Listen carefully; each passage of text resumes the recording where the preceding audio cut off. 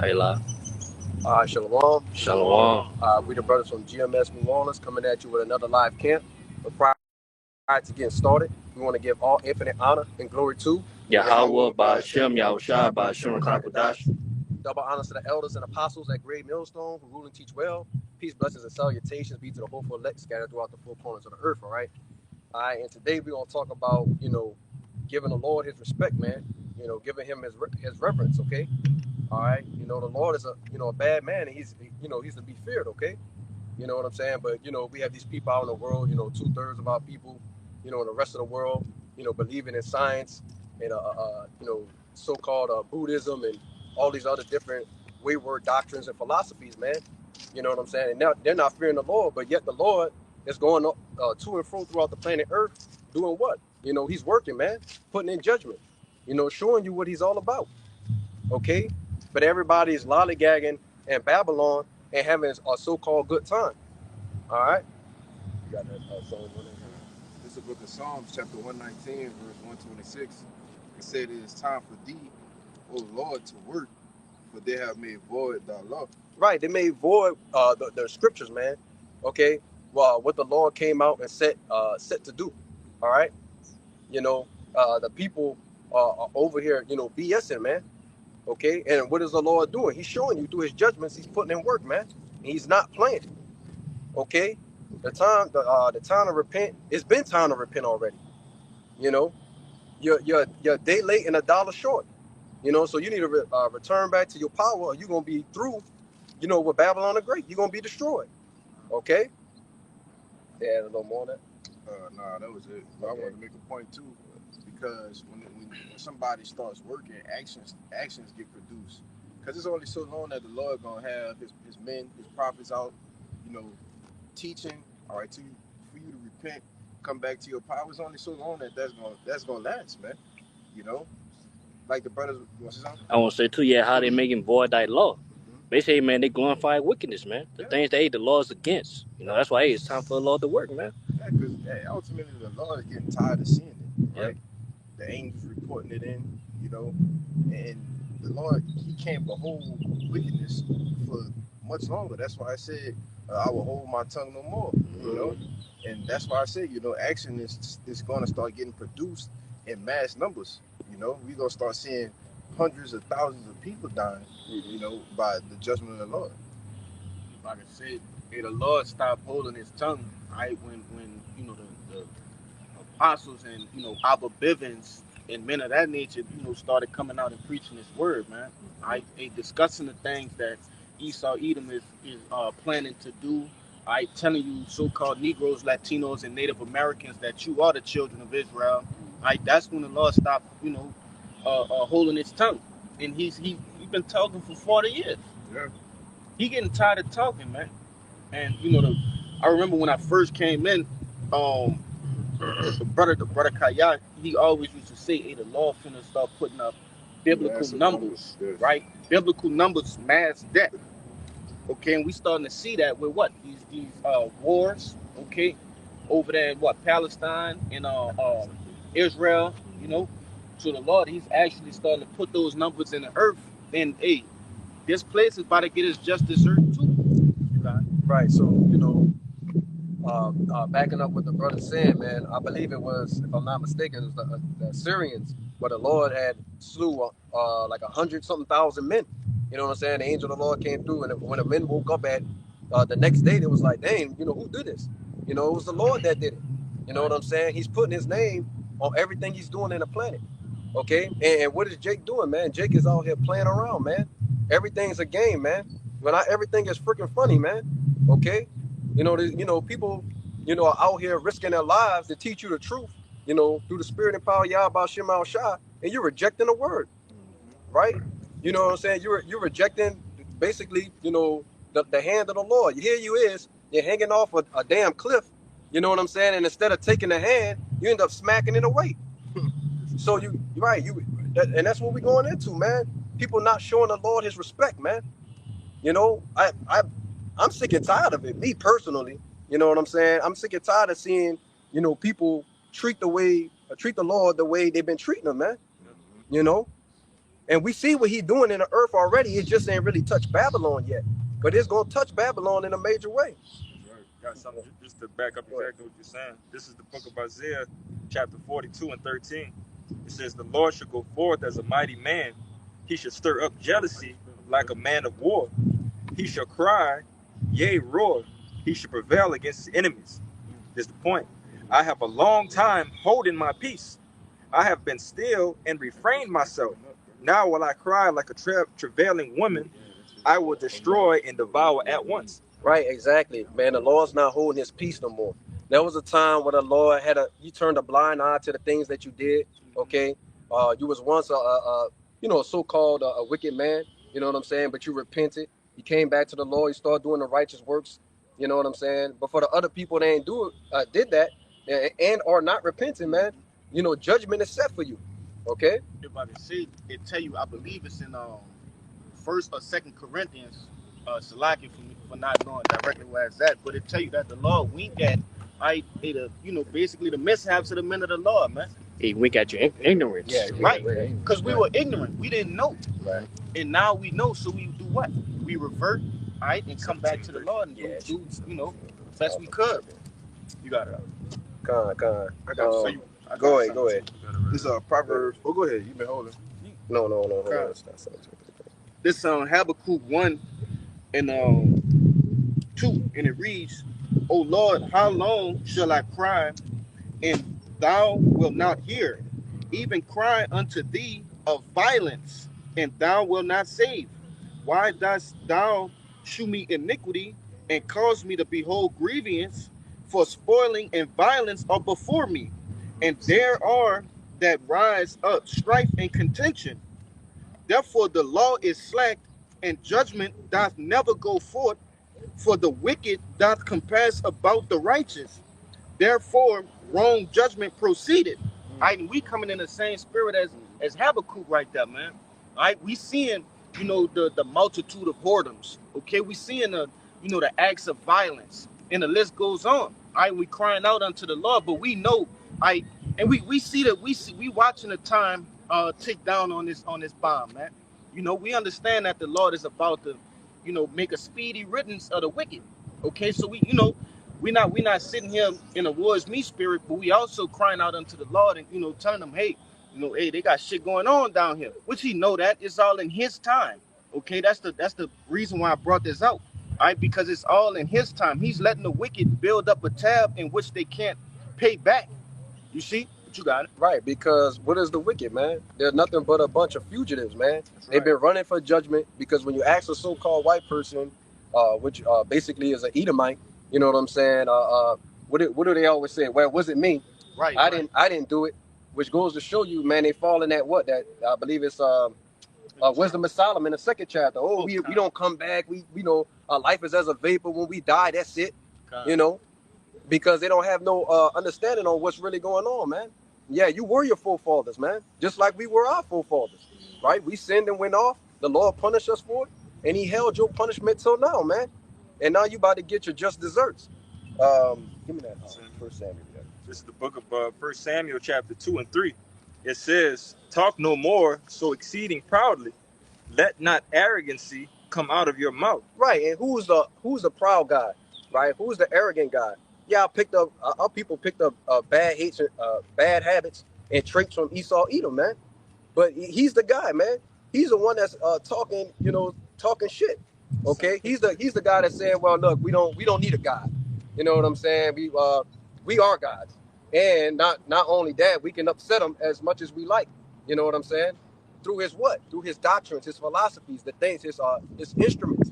Okay, the things that he's made up, right, to go along on the planet Earth. Okay, going back into his science. Okay, his technology. Those are the things that are against the Heavenly Father, man. He didn't forget about that. So when he comes back, he's going to destroy all that he made and then some. Okay?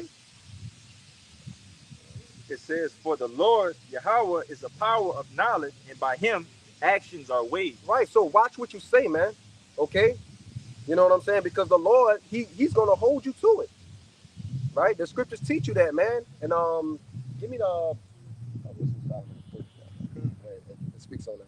But yeah, man, the Lord's gonna hold you to what you said, man. He hears your backbiting, your whispers, your murmurings, all of that. Okay, you're not gonna get away with it, and especially you, Esau, because ain't nobody talk more shit than you. You know. Wisdom of Solomon 1 and 8, I believe. It says, therefore he that speaketh unrighteous things cannot be hid, neither shall vengeance, when it punisheth, pass by him. For inquisition shall be made into the counsels of the ungodly. Right, and the Lord's gonna acquire a diligent search. He said, "Well, let me see what this dude been talking about all this time." You know what I'm saying? What has he been saying? Oh, he said all this. Does he not know who I am? Okay, so like I said, the Lord is gonna hold you to that, Esau. You know what I'm saying? And you're gonna be punished by just not only your actions, but off the things you said too as well. It says, and the sounds of his words shall come unto the Lord for the manifestation of his wicked deeds. For the ear of jealousy heareth all things, and the noise of murmurings cannot be hid. Right, so the Lord knows what you're saying, even when you're so-called not trying to say it, man. When you're speaking real low, you're talking to yourself. Okay, he knows your very thoughts, man. The intents of the heart of the man. You can't escape it, man. You know, we're showing you ultimately you're not in control, right? The Lord is only making you think you're in control. That's why you think you're gonna beat him, but you're not. That was it. That was it. Yep. This is the book of Sirach 23 and 19. Mhm. Such a man only feareth the eyes of men, and knoweth not the eyes of the Lord are 10 times brighter than the sun, beholding all the ways of men and considering the secret parts. Right. So it's showing you that there's nothing that could be hid from the Lord, man. Okay, if your eyes are 10 times brighter than the sun, it's basically shedding light on every area. There's no crack or crevice where there's any darkness, man. So you can't hide anymore, right? The revealing of Esau is right now, okay? Through the spirit and power of Yahweh Shema Shah. And he sent who? The elders to do it, first and foremost, and it trickled down to us younger brothers. Okay? Got some. Yep. This is Second Ezra chapter 6 and verse 18, and it reads, and it said, behold, the days come that I will begin to draw nigh and to visit them that dwell upon the earth, and I will begin to make inquisition of them what they be that have hurt unjustly with their unrighteousness, and when the affliction of Zion shall be fulfilled. Right, that goes that deep, diligent search. He said, okay, again, let me see what they did to my people. Let me see, oh, okay, they did this, they did that. And all of those things are like a blink of the eye of the Lord. Okay, for us, a major time has passed by 300, 400, you know what I'm saying, plus years. But guess what? The Lord remembers it like it was yesterday. So Esau, you're not going to get away with it, man. He's going to hold you to it. I'll say you said you probably gonna say the same thing I'm gonna say. I'm gonna say scripture say, hey, 1,000 years is one day to the Lord, man. Right. On 2 Peter 3.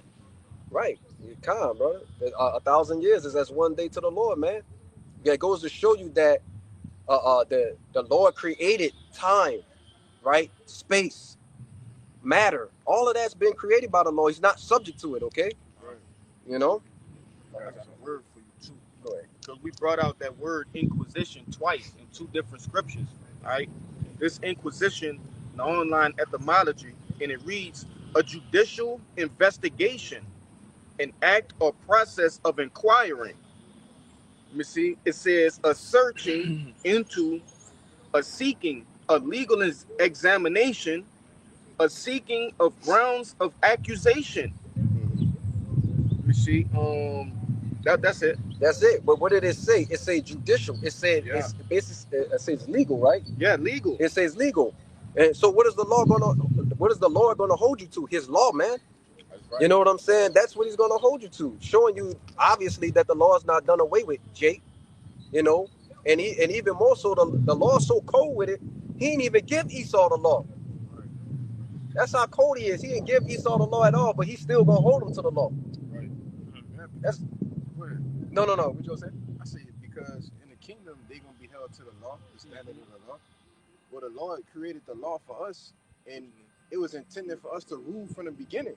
Right. So naturally, the natural order of things is what the other nations, the heathen, is to come up under us and what? And follow what we were doing, because we are the chief nation, man. You know? Go ahead. God. And when you get a law, you impose it. Yeah. There's action behind breaking the law. Yeah. Right. You know? I got you something, though. You got something for It's 2 Ezra chapter 8, verse 55. It says, and therefore ask no more questions concerning the multitude of them that perish. For when they had taken liberty, they despised the Most High. They thought scorn of his law and forsook his ways. Moreover, they have trodden down his righteous and said in their heart that there is no power, or that there is no God. Yea, and knowing they must die. For as the things afore shall receive you, so thirst and pain are prepared for them. For it was not his will that men should come to naught, but they which be created have defiled the name of him that made them, and were unthankful unto him which prepared life for them, and therefore is my judgment now at hand. And what did it say, man? It said a lot in there, but it said they were unthankful for the life that the Lord had prepared for them, which means the people didn't want to repent. Yeah. Here it is, the Lord is offering you immortality, right? You're going to be able to live forever. You're going to have the best fruits of the planet. Everything you eat and drink is going to be nourishing to the body at its max, okay? You know what I'm saying? You're going to have, women, okay, riches within the earth. You're going to be a king, a judge. And here it is, you want to go and work a 9 to 5 for the rest of your life, only to die at the age of 55 from diabetes. It's ridiculous, man. So you deserve to be punished, man. You deserve to be put to death. There's nothing else the Lord could do for you, okay? But to put you back in your right state of mind. It said, well, when they had taken liberty, they despised the Most High. They literally despised the Most High. You don't think the Lord know that you're despising him? Go ahead, bro. Right, so, okay. Right, so, hey, look, man. It said they despise the Lord, man. So what do you think in like-minded the people are going to get in return? You think the Lord's just going to come out of the sky? He's all hugs and kisses. He's coming with flowers and petals for you to walk on. No, man, the scriptures teach you he's coming back to judge and make war, man. Right. He's coming back for major bloodshed. He's coming back for payback, vengeance. Okay? Yeah, I got the Revelation, Proverbs chapter 8, verse 32. It says, now therefore hearken unto me, O ye children, for blessed are they that keep my ways. Hear instruction and be wise and refuse it not. Right. Blessed is the man that heareth me, watching daily at my gates. Right, and that's what we're doing, man. We're watching daily at the Lord's gates, man. We out here on the highways and hedges. We're teaching the people the truth. We're trying to wake up people in the spirit, okay? That's our job, man. You know what I'm saying? We're presenting our bodies a living sacrifice, okay? You know what I'm saying? We're waiting on the return of Yahweh Shema Shah. I got something. You want some more? Yeah, give me some more on that. It's going to be all the way at 36, I think. Yeah, all the way to the end. Yeah. It says, blessed is the man that heareth me, watching daily at my gates, waiting at the posts of my doors. For whoso findeth me findeth life, and shall obtain favor of the Lord. But he that sinneth against me wrongeth his own soul. All they that hate me love death. Right. So if you hate the Lord, you want to die. Okay? You literally want to die. You're asking to be killed. Okay? First class ticket. Right. You on the wrong way down a one way, and it's gonna lead you straight to death, man. But that's what you're asking when you don't repent. The law says it's either repent or die. The choices are very simple. You can call it an ultimatum if you like. But the point is, you're going to die, Jake, if you don't do the right things. Okay? You say you had a... Yeah, I got some, again, with our people, in their wrongdoings, just constantly just resisting the disrespect, man. It says, Acts chapter 7, verse 51. It says, ye stiff-necked and uncircumcised in heart and ears, ye do always resist the Holy Spirit as your fathers did. So do ye. Which of the prophets have not your fathers persecuted? And they have slain them which showed before of the coming of the just one, of whom ye have been now the betrayers and murderers. Right, and exactly, man. And we seen that today in the chat earlier, man, that they had a brother that basically suffered persecution earlier, okay? You know what I'm saying? And who was at the hands of? It was at the hands of a Jake.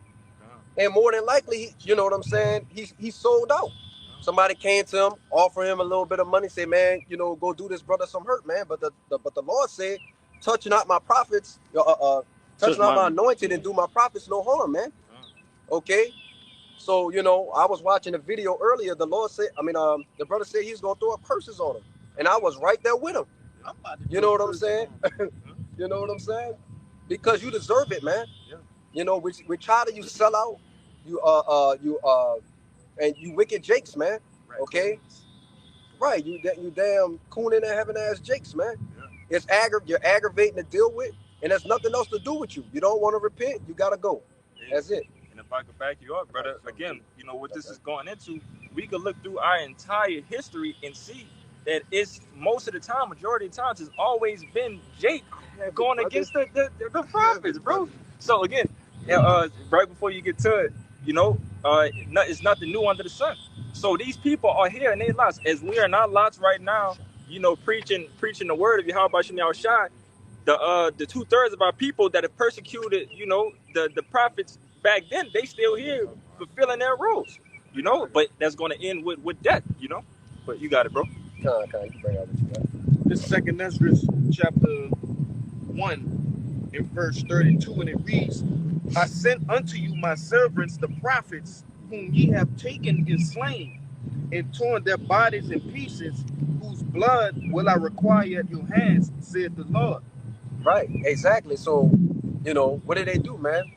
Right? They misused the prophets, they abused the prophets, they killed the prophets. And that's at the hands of Israelites, man. Okay? So the Lord didn't basically pass away and the people was like, let his blood be upon us. Those words wasn't said for no reason. Okay, because in today's time, guess what? The people are gonna have to be what? They're gonna have to be put to death for that, man. You know, now we know the blood could be upon you to save you, or it could be upon you for judgment, which is to ultimately kill you, man. You're gonna die with this beast system. Okay, you're gonna be basically nuke food. That's even if you make it that far. You know. And honestly, bro, I pray for those people that, you know, oppose us and do brothers harm to be preserved for the greatest destruction. Right. You know, however that may come to them, I hope they get past all of that, you know, little shit that, you know, regular 2/3 is gonna get, that have no idea that what we doing. You see, those that do know and actually persecute us, bro. I hope the Lord got a special gift for them, bro. And usually that comes with a slow death. Yeah. Because a bullet to the head, you know, just backing up what the brother said, a bullet, that's too easy. No, that's too nice for you know, men calling brothers jobs, you know, trying to get them fired and shit. You know, and in this case right here, somebody actually trying to put harm to the brother's life. You know, we pray for a slow death to you guys. You know, agony. You know, gruesome pain. You know that you got to feel. You know, hopefully the Lord slows down time just for you to feel it even more. You know, but you brothers got it. Let me bring this out real quick. I got that word for you too. Okay. But this is Matthew 23.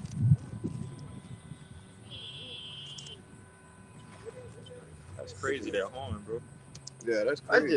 That's that numbers. Time, yeah, that's Satan. Just that word. Right. On the end of the word. 28. It says, I'm trying to see where I started at, man. I started at 27. It says, woe unto you scribes and Pharisees, red letters, Yahweh speaking. Yep. Hypocrites, for ye are like unto whited sepulchres, which indeed appear beautiful outward, but are within full of dead men's bones in all uncleanliness. Even so ye also outwardly appear righteous unto men, but within ye are full of hypocrisy and iniquity. Woe unto you scribes and Pharisees, hypocrites, because ye build the tombs of the prophets and garnish the sepulchres of the righteous, and say, and this is the point, and say, if we had been in the days of our fathers, we would not have been partakers with them in the blood of the prophets. Wherefore, ye be witnesses unto yourselves. So I'm telling you straight up, this is you. I'm telling you straight up, be a witness to yourself that this is what you're doing. It says that ye are the children of them which killed the prophets. And that's the point. you know, like the brother was saying, those people that say, oh, you know, I wouldn't have did that, you know, in the scriptures, you know, saying give us Barabbas. No, you wouldn't have did that. You did it already. Did it already. You already did it, man. You know, go ahead, you got it. Right. And what the Lord does for us, man, he leaves behind what? So-called breadcrumbs, clues, right? Adjectives describing the people, man. Okay, so we can know how to identify those people in today's time. Okay, because what did it say? They say they were whited out sepulchres, man. Yeah. They looked at all pure and righteous and holy on the outside, you know, and they come looking like a so-called righteous man, but it said inwardly, man, they were basically nothing but a bunch of liars, man. You know, people in a word for filthy lucre. Okay, they wanted to prosper in a way that was unrighteous, man. Right? They basically and they were liars too, right? And what are we?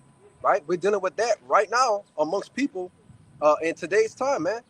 Okay, you know, dealing with the different camps. You know, you got that word for me? Yeah, let me read. I'll just get the word. Yeah, you can just get the word. Right, this the word Sicarios. All right, Strong's G4607. It says an assassin, one who carries a dagger, or a short sword under his clothing, that he may kill secretly and treacherously anyone he wishes to.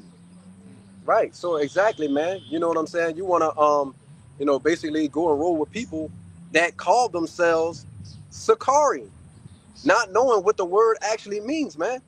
You know, those people were the murderers back then, man. They didn't agree with the ways of Yahweh Shema Shah. They didn't stick with the program.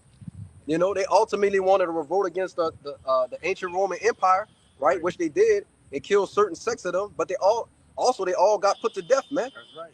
Ain't none of them survived. Which go to show you, man, if you live by the sword, you're gonna die by the sword. Okay? They try to make their own way.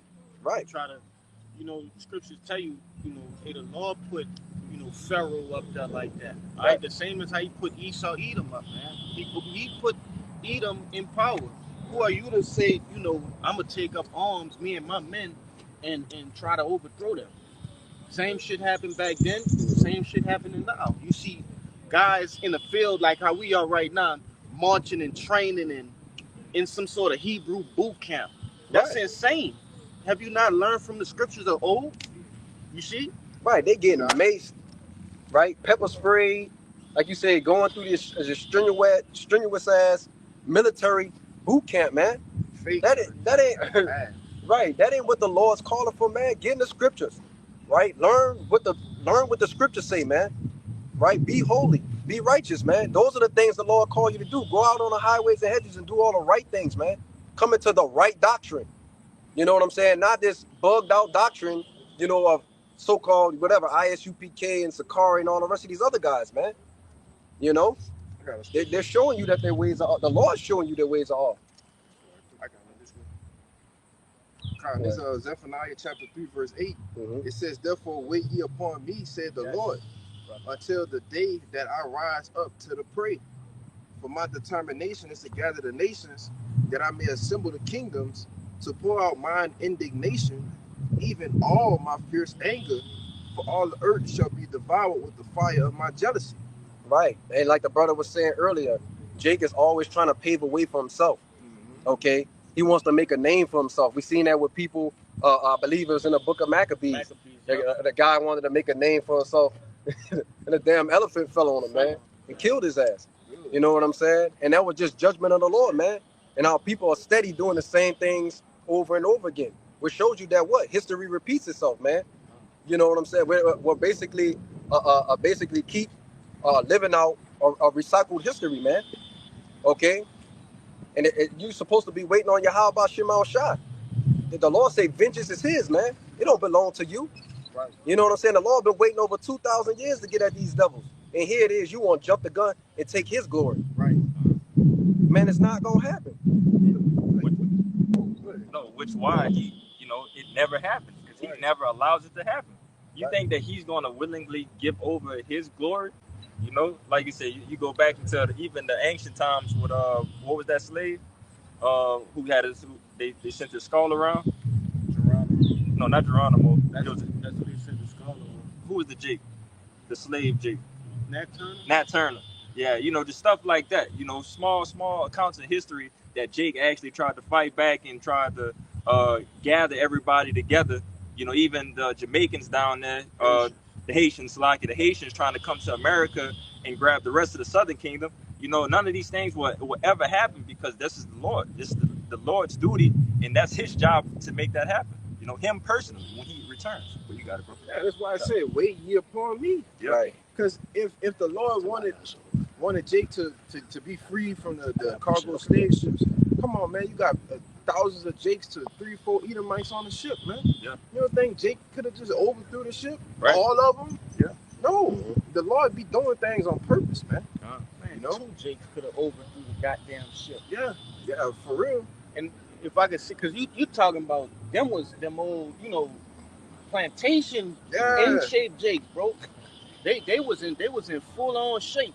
Mhm. But if I could say, you know, just like it tell you in Job, I believe the 20th chapter, Esau have a set time and date, to be taken out of power. Job 14. 14. He has a set bound. Okay, who are you to disrupt prophecy?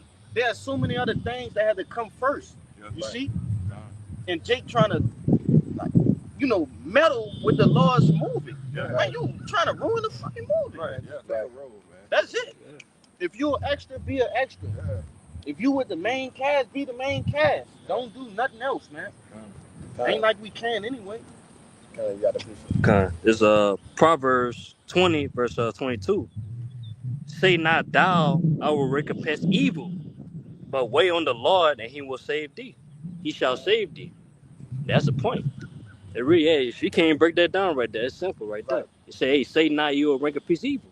Right. You got to wait on the Lord, man. He gonna save us. Right, Out man. here, man. Because at the end of the day, you know, like the brother was saying, it's the Lord's movie, man. And guess what? Ain't no spoilers in this movie. Right. The Lord tell you straight up what it is, man. You know, so there's no way to upset the prophecy, right? Because you're really not in control. Okay, you're nothing more than a puppeteer, and all of us are. You know what I'm saying? We're at the we're in the hand of the Lord, man, doing the righteous things. All we doing are people doing wicked things. To just roughly paraphrase, a man's goings is of the Lord. How can a man then understand his own way? Right. You know, but you got Absolutely. you want the Lamentations? Yeah, 37. This is Lamentations 3 and 37. It says, "Who is he that said, and it cometh to pass, when the Lord commanded it not?" Right, exactly, man. Because guess what? At the end of the day, there's no such thing as manifest destiny, man. You can't control your own will. You can't do what it is that you want to do. You know what I'm saying? If the Lord has a different ultimatum for you, or alternative in your life, man, that's the route you're gonna take. Okay? So you could cut the bullshit, Jake. Got the NLT for you. Go ahead. Lamentations 3 and 37 in NLT. It says, "Who can command things to happen without the Lord's permission?" Right, exactly, man. We're showing you, man, the Lord, is in control of all things. The Lord is in control of all things, man. You know, everybody and everything on a planet is under His will, man. Yep. It's the book of Sirach, chapter 18 and 1, and it reads, "He that liveth forever created all things in general.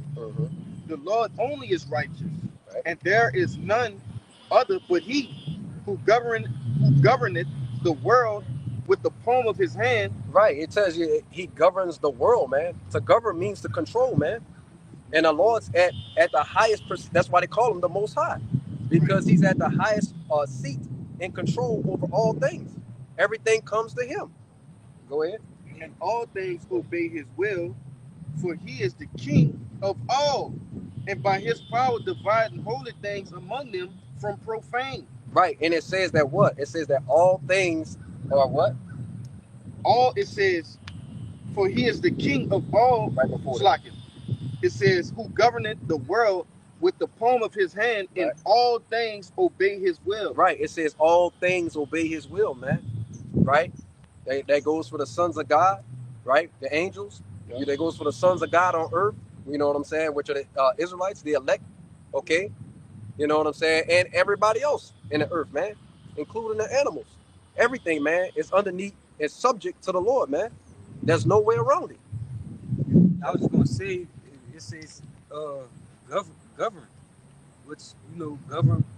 It goes government, going to mind control. Because after that it says you can read it again, brother. It says, That who part. governeth the world with the palm of his hand, in all things obey his will. Yeah, because he in control. So he controlling the minds too. Right. Controlling them on the left, the right. Everything. Everything is being controlled by the Lord. The birds flying in the air. It said when you got something in the palm of your hand, yes, brother, it's easy to control it. All you doing is just maneuvering shit in the palm of your hand, man. Right. Like what the brother was saying, man. Govern means to control, and ment goes back to the word mental, man, which goes back into what? Your mind, your life, okay? So the Lord's the one that's in control, man. Oh, you got it. Oh, yeah, that's a good one. Go ahead. Come. This is what you need though. No, go ahead. Go ahead with that one. This is Jeremiah 10:23. Yep. It says, "O Lord, I know that the way of man is not in himself. It is not in man that walketh to direct his steps." Right, and walking it takes what? It takes action, man. Right? It requires movement, and you're moving what? You're moving at the pace of the Lord, man. Okay. So while you're learning, right, you're gaining knowledge, wisdom, and understanding. It's all going to be at the pace of the Lord, man. Right? The Lord's going to pull the anointing on you. He's going to give you extra water when you need it, but it's at His pace. Okay. It doesn't matter how much studying you're doing. You know what I'm saying? If the Lord's not giving you the increase, okay. Yeah, the Spirit of the Lord has to be working with you, okay? And in like manner, right? All the other people, all the other nations are what? Geared up, ready for war, right? You know what I'm saying? You have Russia getting ready to what?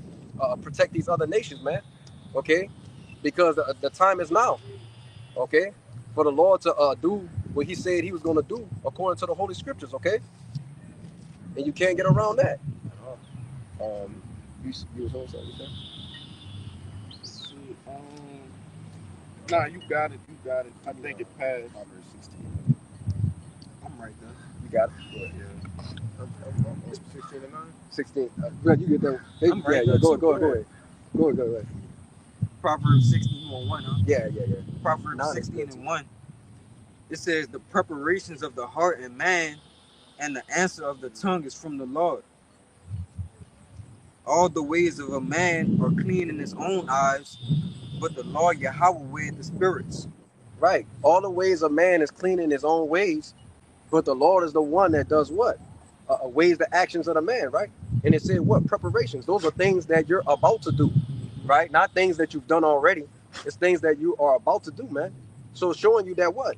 Again, you're nothing but a puppet in the hand of the Lord, man. He's the one pulling the strings, and there's no way to get around that, man. Okay. Even the Lord said, "I come in not to do my will, but the will of my Father." Right. Okay. You want to give verse 9 or you want to? No, Okay, yeah, you go can ahead. read it. Yeah, verse 9. Proverbs 16:9. It says, "A man's heart deviseth his way, but the Lord Yahweh directed his steps." Right, and what? That goes back into what we was talking about earlier, man, with the Jeremiah 10:23, man.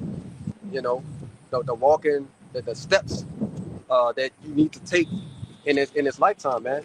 Going back into what? The Lord being in control, okay? Okay, the Lord is control over whichever way you decide to take. If you decide to bug you out, then hey, you're gonna just be a bug out, okay? Eventually, at some point in time, you know. Or if he decides for you to go all the way through in this walk, right, and receive the sure mercies of King David, right? You know what I'm saying? And the kingdom of heaven and all the righteous things that come with it, then that's what you're gonna get. You gotta be elected from the foundations of the earth, okay? We've seen the Lord actually literally use people to forward His agenda and just push them to the side.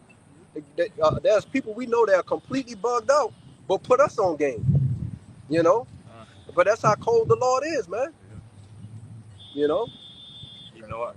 The Lord knows how to sift through everything, man, and use somebody just to discard them with the quickness.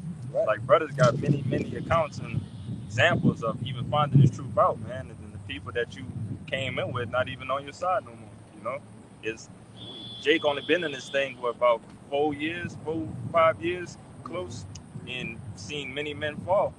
You know, and just imagine the elders and apostles, man. It's been probably a plethora of men that used to be in this walk and no longer walking, you know. So you gotta go. Right, man. And not just only people being uh, taken out of the truth, but also people not doing what they're supposed to do in the truth. You know, because we got brothers that come that's supposed to come out, right? They have the availability, they got the time, but they don't actually come out and do the work of the Lord, right? They don't do no videos, they don't share any information, but they believe in the truth and want to receive the kingdom of heaven, right? Those brothers are doing nothing but settling on their leads and deceiving themselves. But really, I mean, you know, the Lord say what? The deceive and the deceiver is his. You know what I'm saying? They You know? got that block in front of them, that spiritual block that's not allowing them to reach over that point. You know, that's why brothers tell you, you know, if you really want that increase, pray to the Lord, you know, for these things to happen, and then, you know, pray that you could make your actions happen, you know? Right. But You'll go and talk to a brother about sports, you know, about entertainment, about the things that's happening in the world. In a moment you missing the truth, you don't hear from them in 2 months, in 3 months. They dodging all your phone calls to everything. Hey, You know what I'm saying? And that really ain't your brother, man. Right. That's just another nigga in the world. You know? That's what it is, because we all deal with that type of shit. You know, we got friends, you know, people we growed up with, you know, you try to give them the truth, and they refuse to accept it. But that's because the Lord don't want them, man. right. You know? Awesome. You got it. I would say a brother get John 15, where it say the Lord have not chosen us, Yep. he chosen us, man. If I can see real quick before you grab that, because Jacob said, "Hey man, I was thinking about that stuff you had told me like years ago, and man, I just I'm starting to see it. But then when you start to, because Jake then elevated in the truth, and it got more swift with the sword, start breaking shit down. And your discernment on a higher level. So I already know where you're going there with what you're trying to tell me. Right. So you bird feed, you shoot a little bit over, and then you be like, I got this nigga. Watch, he ain't gonna call me. And, that be your favorite cousin. Yeah. This nigga don't call you for 2 months, like the brother said. Yeah. Right. You got it. Right, man. Which goes to what? Like the brother was saying, you know, people being sifted out instantly. You know what I'm saying? The Lord's not wasting any time. He said, oh, no, not having this. Because sometimes even those people, you know, could be a stumbling block for you. Yeah. You know what I'm saying? You know, holding up your time. You know what I'm saying? Trying to take away from the word. You know what I'm saying? Trying to draw you back into the world. And it's always what? Little simple stuff it starts off with, and then it ends out with something greater. You know? So to keep you from even falling off the path, he gets rid of them instantly. You know? You got something? Yeah. I'm gonna bring this out real quick. I'm gonna get that one for the brother. It's Psalms 139:16. It says, "Thine eyes did see my substance, yet being imperfect, in thy book all my members were written, which in continuance were fashioned, but as yet there was none of them." I'm reading the NLT. It says, "You saw me before I was born. Every day of my life was recorded in your book. Every moment was laid out before a single day had passed." So we literally can't do nothing but live out what the Lord wrote, the story that he wrote out for us, man. And we just gotta hope and pray that we are the elect. That's it, brother. That's all we can do. And work and be diligent, you know. But Yeah, basically predestined, man. exactly. You know, only the Lord can predestine you for something, man. But hey, the Lord, you know, he predestined us, man, to be prophets, man, according to Jeremiah 1. That's right. You know what I'm saying? Yo, go ahead, bro. That's why I said every moment was laid out before a single day had passed. So when you of the elect, that's already laid out. If you're not, that's already laid out. If you gonna come in for a time in the season, that's already laid out. If you ain't gonna come, you ain't gonna get the word at all. That's already laid out, brother. It's nothing. There's nothing that we can do. Like the brother was saying, all things obey His will. So what we doing? We just obeying the Lord's will every day we wake up, brother. Okay. That's all we doing. We just hope, man, we predestined for salvation, man. That's right. Be the first fruits. That's right. That's it, brother. Right. And look, right now, you know what I'm saying? We got the best seats available, man. Yeah. Okay? Because what? We're preaching the word through the spirit and power Yahweh Shema Shah. You know what I'm saying? We're doing the works of the Lord, man. You know, we're basically at the helm of this thing. You know, usher in Yahweh Shema Shah. You know, from his word. So, you know, that's something to be thankful for. You know what I'm saying? It's something to be grateful for, man. You know? You got that Jeremiah. Yeah, I got Jeremiah, Go ahead. and I got another precept. Go ahead. This Jeremiah 1:4, and it reads, Then the word of the Lord came unto me, saying, Before I formed thee in the belly, I knew thee. And before thou camest forth out of the womb, I sanctified thee and ordained thee a prophet unto the nations. Right. He set you aside, man. He said, hey, look, you know, out of the people that's coming up from all these people from out of Judah, I say, I'm going to take this young man here, I'm going to put him to the side, and I'm going to have him do my will, man. And I think they got a little bit more on that, huh? If I can make a quick point, because you know how with that the factory processes, how everything processed the same. The conveyor belt is like, oh, stick, paste, boom, stick, paste, boom. Well, the elect is different. Because they hand picked. You got stick, paste, boom, and then you got those like put this one to the side, go, put this one to the, you know what I'm saying? Right. Hey, if I could back you up again, you said the elect, and you know, if you go into that, you know, the judging body, you know, that we're hoping to be a part of, that's 144,000. You know, out of the millions and billions of people in the world, the 144,000 is what we're striving for, to be of that judging body, heirs to the throne. When you have about Shemal Shah, that's a specific number of people, you know. A very small number. Very small number, yes. Yeah, out of 8 billion, that's Con. Yeah, basically, man, we are the elect of the elect, man. You know what I'm saying? We the MVPs. You know, Lord willing. the Israel of the Most High. Israel the Most High. Right. Exactly, man. And what are the things that makes us believe that we're of the elect, right? That we are the Israel of the Most High, right? Doing this, what we're doing right now, here, today, right? That's a timestamp in history where people could look back, or the Lord could look back and say, hey, man, this man was doing the work on such and such day.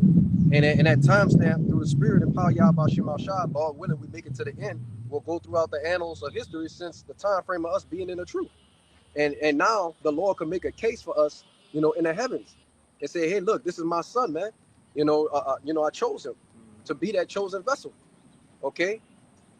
You know, to forward my work, and he did the will. He finished the race. You know. Yeah, one thing we may not know who the elect are, but we know one thing: the elect gonna be doing the Lord's work though. So if you in a game, that's enough hope right there to, you know, to keep going. You might can solidify your spot. Yeah, stay on the game, man. Yeah. Hey, because you shouldn't be worried about that. You should just be constant in doing the work, always abounded in the work of the Lord. That's all you need to do. Nah, you shouldn't be sitting here thinking, man, I'm doing all this, and what if I'm not an elect? Go ahead. I'll say, hey, man, bro, get the First Peter, man, and give diligence. We can call it like you should. Right, Yeah, Second Peter, yeah. Oh, okay.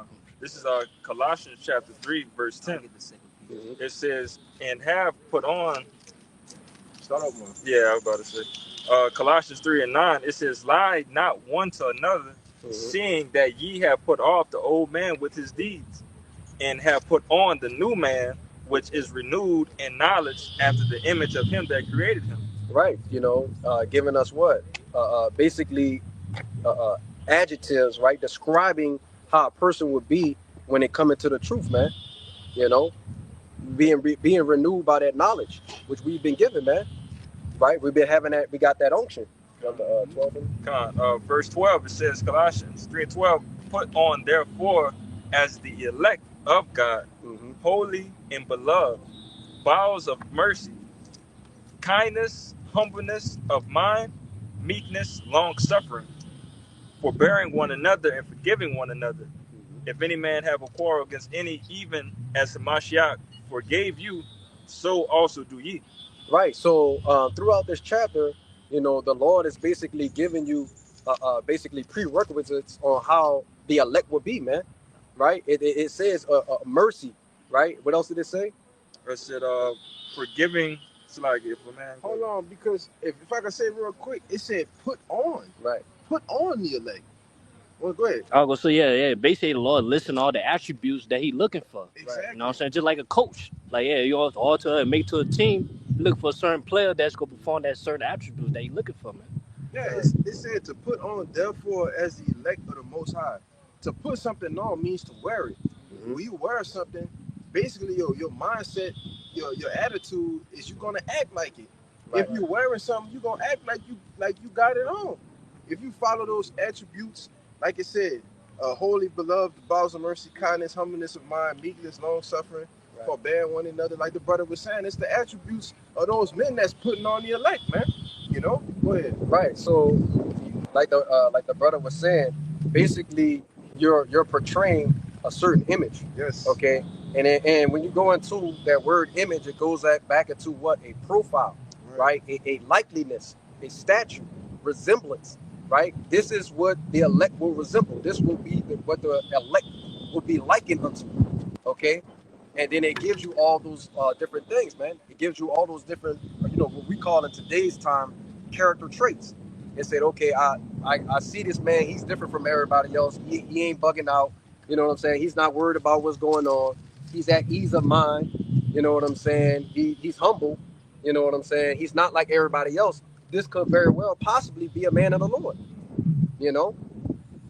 You see it in our day-to-day life when we go out, we've heard people say this. Not saying that we are the elect, but we are of the hopeful elect, man. Right? We're hoping to be that. So it's encouraging when you hear people say, "Damn, I've never seen nobody like no group of men act like y'all." Mm-hmm. We see y'all sharing food and breaking bread, and we not raising our voices. Ain't no skirmishes, things of that nature. So it's in other words, we ain't acting like niggas. niggas. Yeah, not acting like niggas. Yeah. You said it better than me. You see, again, it's a lot of young brothers. That's something that catches somebody eye like nothing, especially in this world right now. Brother said, niggas in a sense, but just seeing that young men doing this on a Saturday at that and holding themselves in a manner. You remember one time when we was in Brothers, and Shawty was like, man, y'all know where we can get some piff, we can get some smoke at, and all it took for one brother to be like, nah, we don't do that. You don't really see that. Yeah, none of y'all, they shocked that. Oh, none of y'all 20-something years old, y'all don't smoke. No, we don't do that. Black lip ass away from me. Black ass, yo, come on. Spanking ass out of here. God, we don't move like that. Again, the Lord, He's giving you these characteristics of the elect, and I like to say, this audition that we have going on right now, we're trying to play our role in receive that star movie role, Mm-hmm. Yeah, I got some. This second Ezra chapter 9, verse 20. You can bring. Oh, Yeah, you gotta Get that, bro. Yeah, this is 2 Peter 1:10. Okay. It says, "Wherefore the rather, brethren, give diligence to make your calling and election sure. For if you do these things, you shall never fail." Right, exactly. Never fall, somebody. Right, come on, man. Yeah, man, that's what we supposed to be doing, man.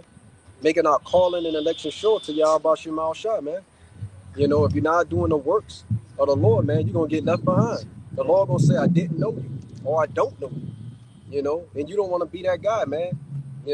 I seen a testimony of a brother, you know what I'm saying, amongst the body. All these other brothers crossed the line, but he ain't get the nod from, the elders. You know what I'm saying? Which means that there was something off about that brother's spirit, but he was amongst the brotherhood, right? Which strike fear in the brothers even after they crossed the line, because they didn't know what to expect next. That dream that brother had. Yeah, the dream the brother had. I remember that. Yeah, so it goes to show you how serious this is, man. We in serious business. Because a lot of things that you might look good on camera, like the elders say all the time, what you doing gonna look good on the camera. You bringing it out, you can prophesy, But what you doing when you're not around the brothers, what you doing when you're not on camera, all of that matters, man. That's who you are. That's Right. who you are. You could be a perfect man of the Lord on the camera, Right. brother, and off the camera you could just be a total nigga. Hey, cause Jake good at acting, bro. Good at acting, Jake brother. know how to act. They didn't fall for the Jacob, brother. They supplanted, and that's like the brother started off, and it was started to camp off. That's where the respect come in for the Lord, man. Mm-hmm. All right, your reverence, man. Because if you truly feel the Lord, you truly have a revere the Lord, then you're not gonna be acting like that, man. Because the Lord will fuck you up, man. Right. Go ahead, bro. I have a precept too. Okay, You good. bring it up? Okay. It's Hebrews 6:11. It says, and we desire that every one of you do shew the same diligence to the full assurance of hope unto the end, that ye be not slothful, but followers of them who through faith and patience inherit the promises, man. And that's, it says we desire. So we I gotta get the word desire to see what it means right quick. You know?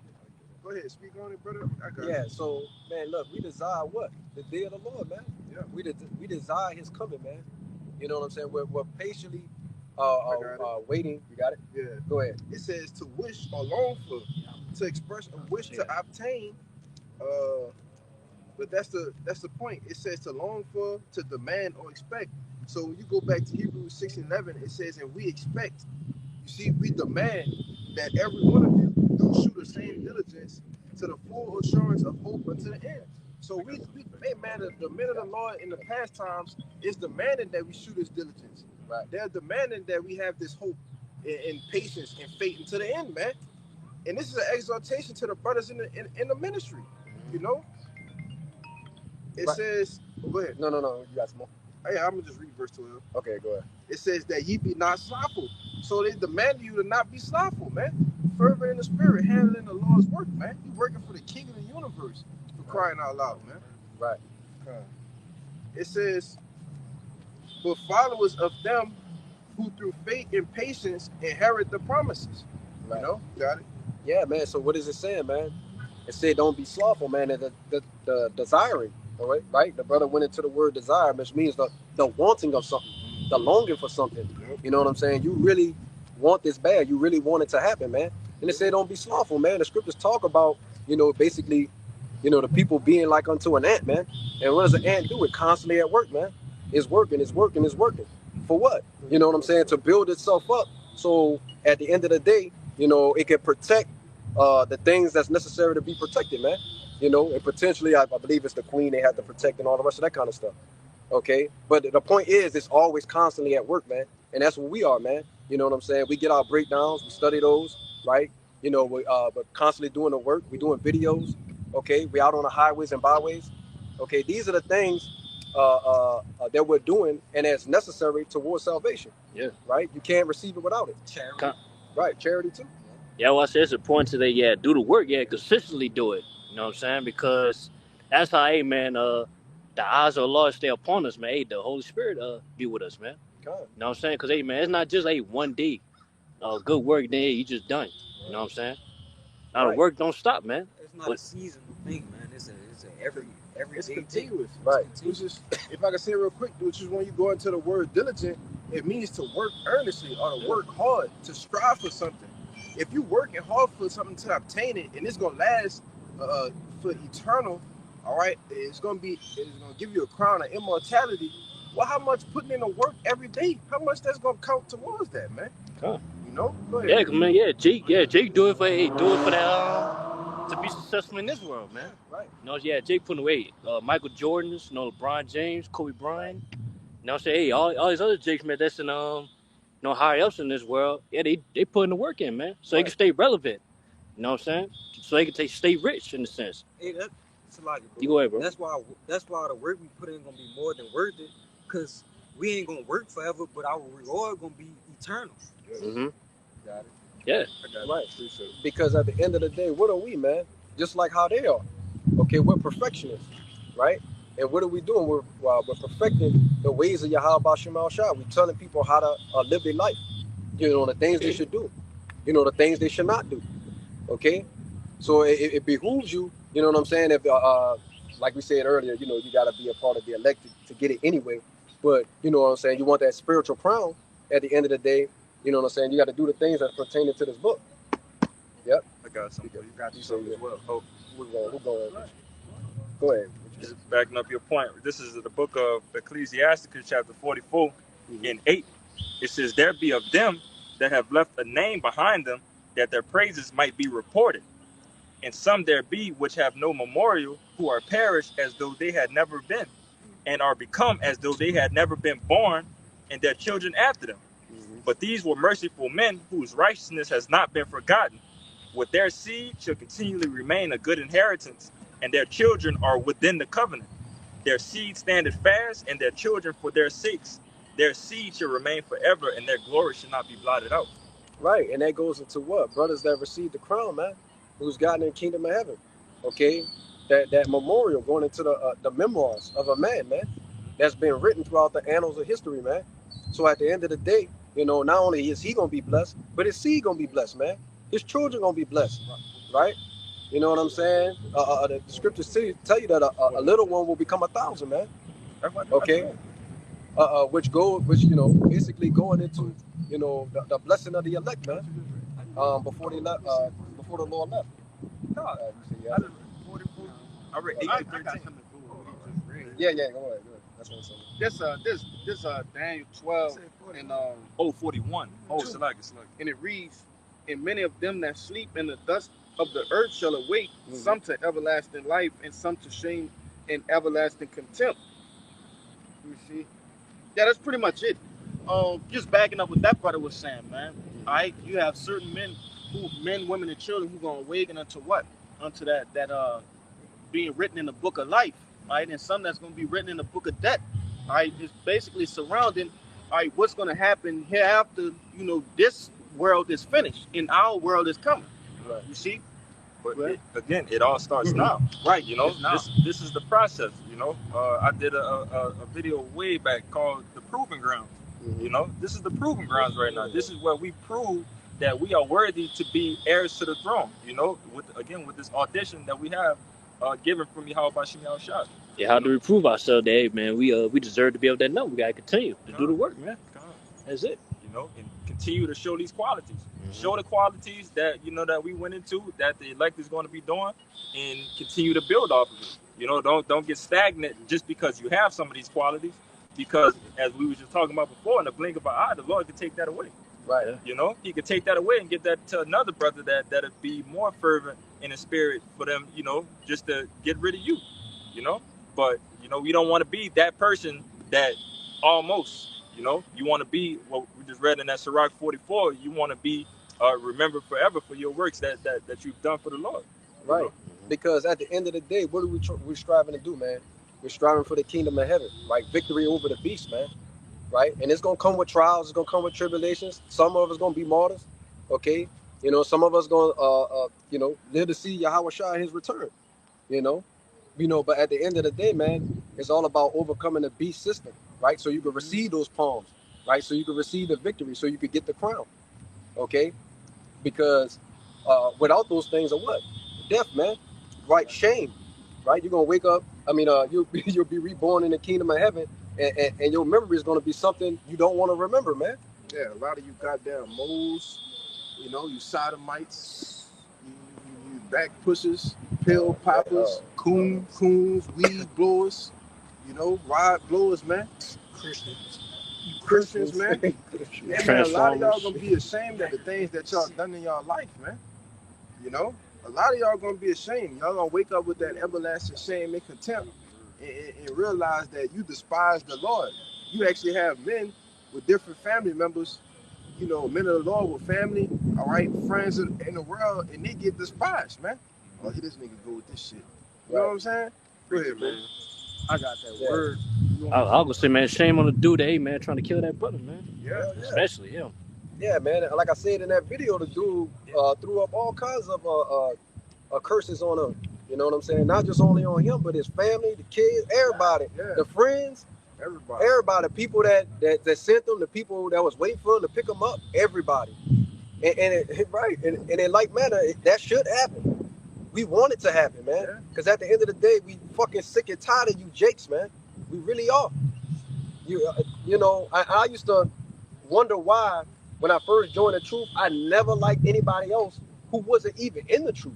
Right. You know, now we show mercy and favor to people that may have it or may have the potential to get it in our spiritual eye that we can see. But everybody else is just like, man, fuck these people. That's it. And that was something I struggled with. I said, man, maybe I should have a little bit more mercy. Now I'm to the point where I ain't no more mercy, man. You know what I'm saying? The mercy doors are closing for the Lord is closing for me too. You know? Yeah, we'll have mercy. not mercy, but you know, we do have people that actually look out for us, or take care of us. They cooking or something, or I'm gonna put his food on the side. I know he don't eat no seafood, he don't eat no pork. You know, there's certain people like that. The very few that actually do, look out for a man of the Lord. Don't put what he believe in. Yeah, they respect what we do. Yeah, they respect what we do, man.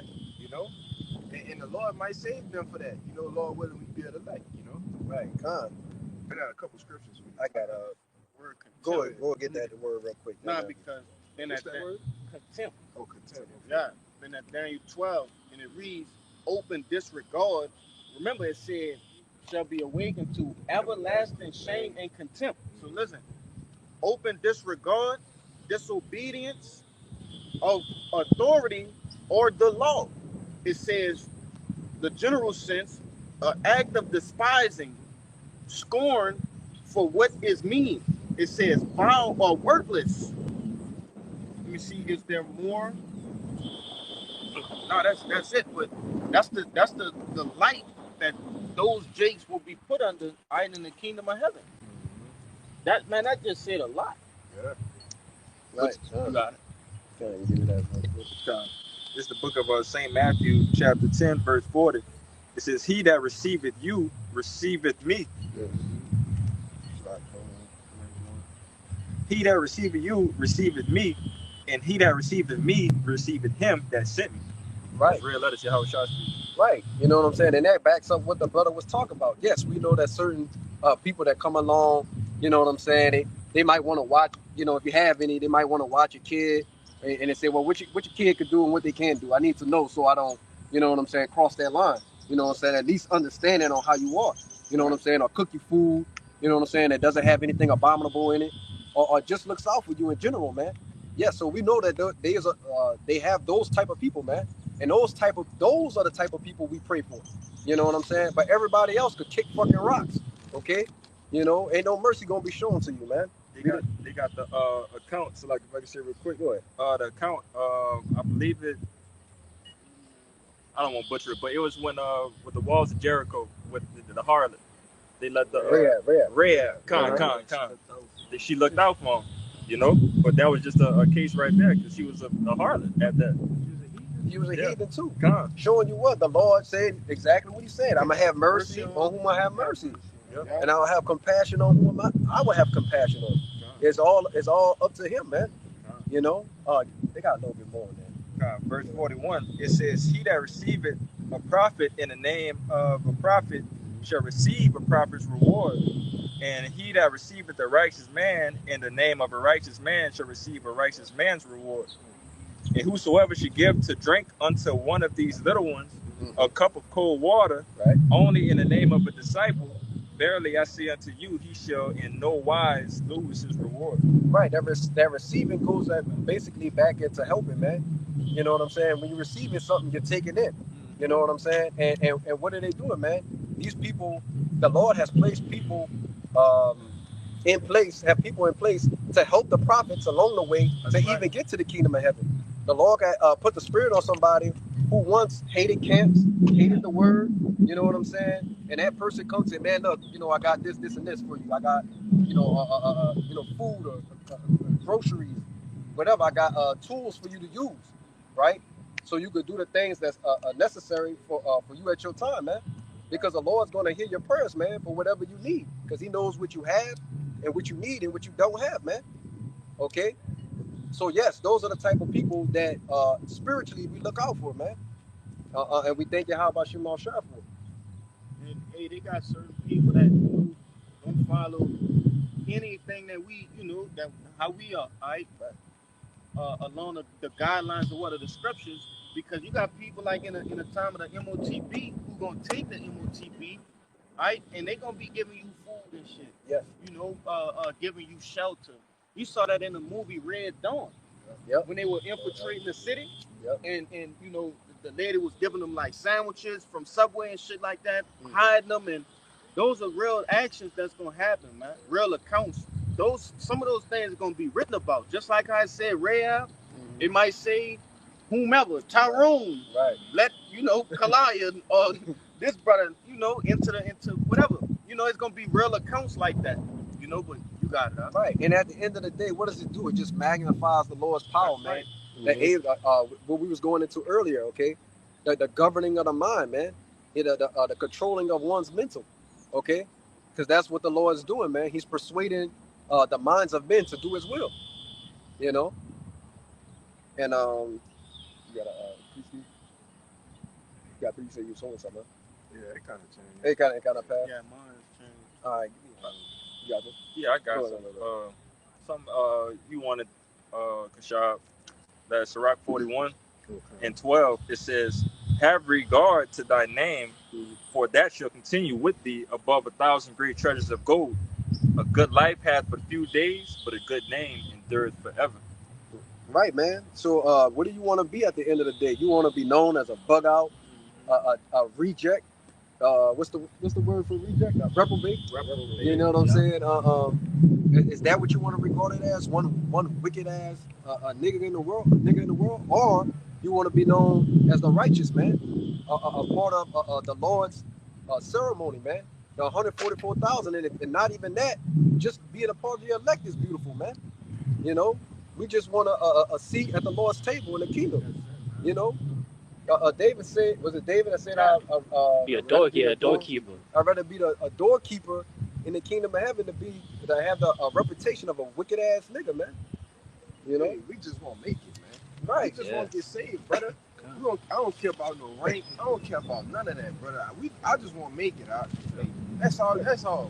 I could see Jake in that day presented before the 12 gates, and an angel tell him, "You got to walk down this one." He's like, "What you mean I left that?" You know what I'm saying? I want to be Judah. I want to be Judah or Benjamin or Levi. You know, he's like, "Man, be happy you even made it." You want to be the first elect. Right. The first elect. First round pick. The first draft pick. But again, even in football, sports, or anything, who gets a ring?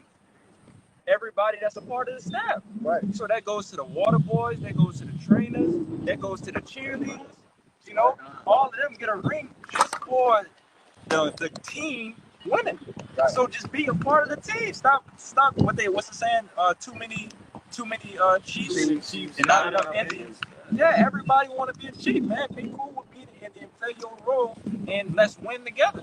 And then they don't have the intangibles to be a chief. Right. They're not even appointed to be a chief. Right. No qualities or nothing. Oh, I just want to be the chief though. Don't know what that's about. Don't know what the title. What comes with the title, the requirements and everything else, man.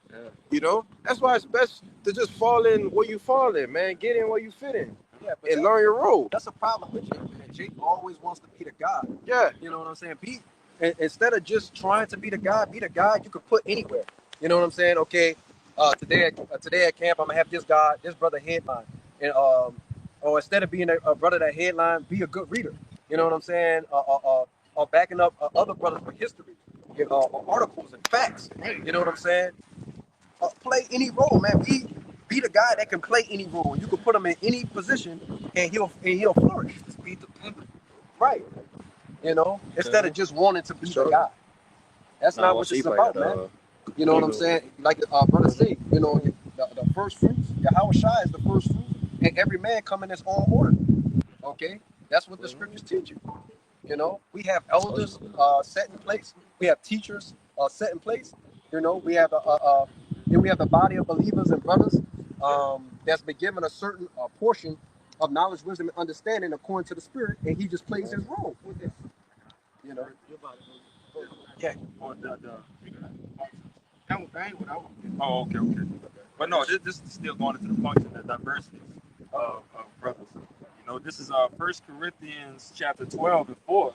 It says, "Now there are diversities of gifts, but the same Spirit. And there are differences of administrations, but the same Lord. And there are diversities of operations, but it is the same God which worketh all in all. Right. But the manifestation of the Spirit is given to every man to profit withal." So again, whatever gift that the Lord has for you, maximize that. What brother say? What's saying? A jack of all trades, but you don't want to be a jack of all trades, but a master of none. Yeah. If that's your role to be able to master this, master that, and play it to the T, play that role to the max. You know, everybody can't be the quarterback. Everybody can't be the wide receiver. Right. You know, so if you're a wide receiver, work on your hands and your route running. Make sure that's elite. If you're a lineman, work on your strength in you know your pass protection, your run protection. You know, play your role to the best ability that you can. But continuing on, verse 8, it says, "For to one is given by the Spirit the word of wisdom, Right. to another the word of knowledge by the same Spirit, to another faith by the same Spirit, to another the gifts of healing by the same Spirit." Right. So it's telling you, man, different brothers are given a different attributes. One guy was given wisdom, another knowledge, another the gift of healing. Right. What was the other trait in that? Gift of tongue. Right. It's going to come down some more. It's a lot more. What was that other one in there? Wisdom. Wisdom, knowledge, and what was there was one more. Wisdom, knowledge, tongue. I mean, not tongue. Healing. Yeah, that was it. That's Oh, that was the. yeah. Healing was the third one. You don't need 3 so 4. All right, go. So it says, to another faith by the same Spirit, to another the gifts of healing. That's what it was. Faith. Faith. So another brother, faith may exceed another brother's, right? You know what I'm saying? But that was the portion that the Lord gave to him. Okay, the Lord gave him a greater amount of faith. You know, it says, one is given by the Spirit the word of wisdom, to another the word of knowledge by the same Spirit, to another faith by the same Spirit, to another the gifts of healing by the same Spirit, to another the working of miracles, to another prophecy, to another discerning of spirits. Right. So some brothers, they can do miracles, right? The Lord just gave them the Spirit to be able to do miracles, right? Like part of those miracles is healing. Some brothers are just crazy good with prophecy. You know what I'm saying? They'll go into the prophecy, chop it up and break it down and make it plain for brothers to understand. Right? Yep.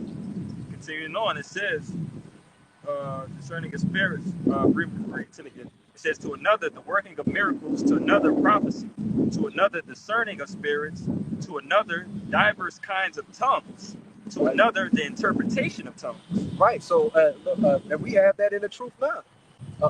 Diverse kinds of tongues, man. Brothers speaking different languages. You know what I'm saying? And then there's a brother to break it down so that people can understand it. You know what I'm saying? Because, contrary to popular belief in that so-called Israelite community, this is not an all-black doctrine, man. You know what I'm saying? We have so-called Latino brothers. You know what I'm saying? We have different people that spread all throughout the four corners of the earth, man. You might have a brother speaking Mandarin, Japanese, okay, Arabic. Yes. Actually speaking, breaking down the scripture. Yes. Shout out to even shoot a brother from Mississippi. He speak like Spanish or a different language, like out there. I forgot where he at, but he in a different country, man. He able to speak a different language. You can't forget about the that was Bayamyan. Yeah, you can't forget about the signal, the hand. I forget the sign language. The sign language, brothers. That's a gift.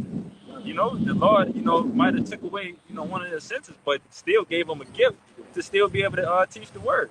And that's how you know it's no excuse. But continuing on, I got two more. Hold on, 1 second. I'm gonna have him get this real quick. Come. That's Isaiah 49 and 12. Right, this is going into basically the saving people that's a part of the elect. Okay, go ahead. It says, behold, these shall come from far. And let me go up one. Go ahead.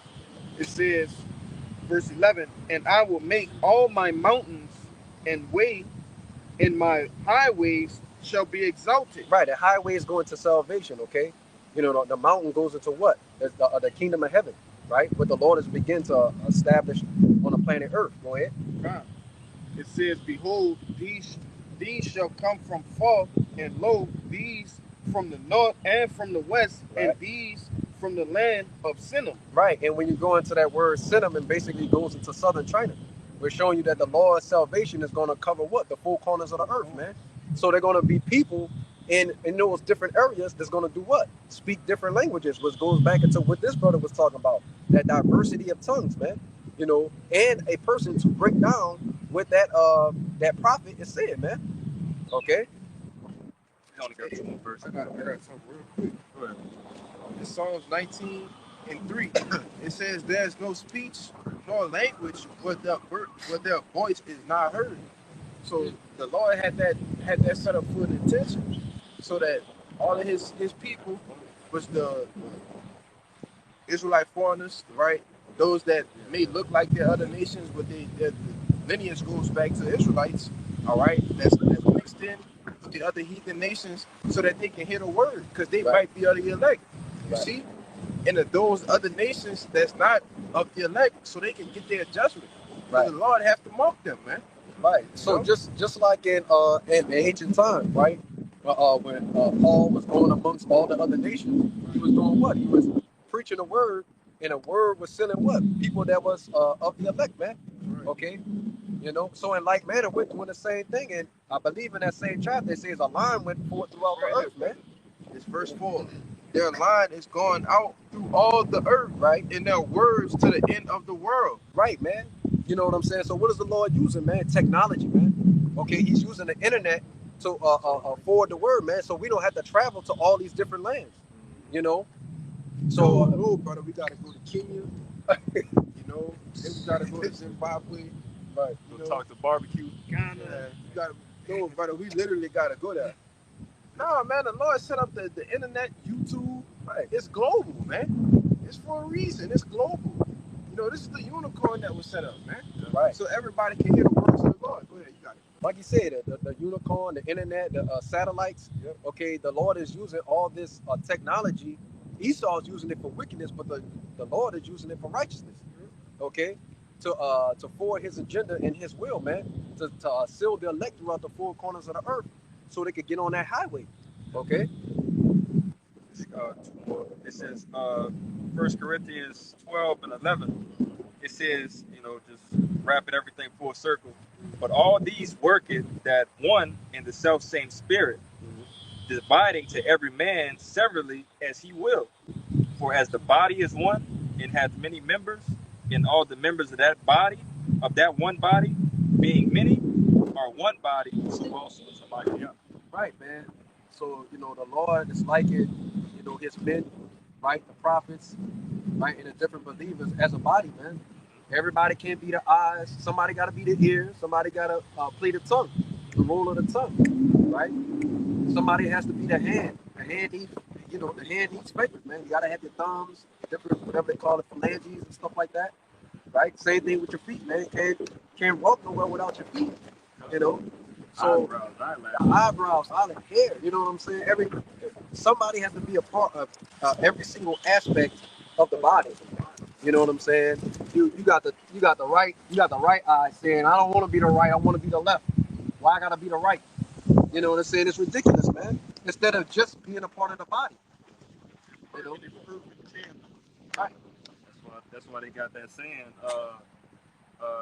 he dance or he move like he got two left feet. Right. Because if you got two left feet, that means you're not moving right. Right. Your body is not functioning how it's meant to be functioning. You have a left foot, you have a right. Yeah. So if you move like you got two left feet, that's just a saying that, you know, you're moving weird, you're moving wrong. Right. You know? Right. You're off key. You're never gonna be on key. Yeah. You're off tune to the beat. Yeah. You know what I'm saying? Basically, you bugging. You know, you bugging in the spirit. You know.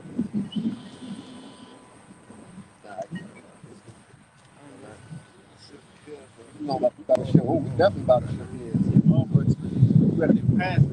Oh, give me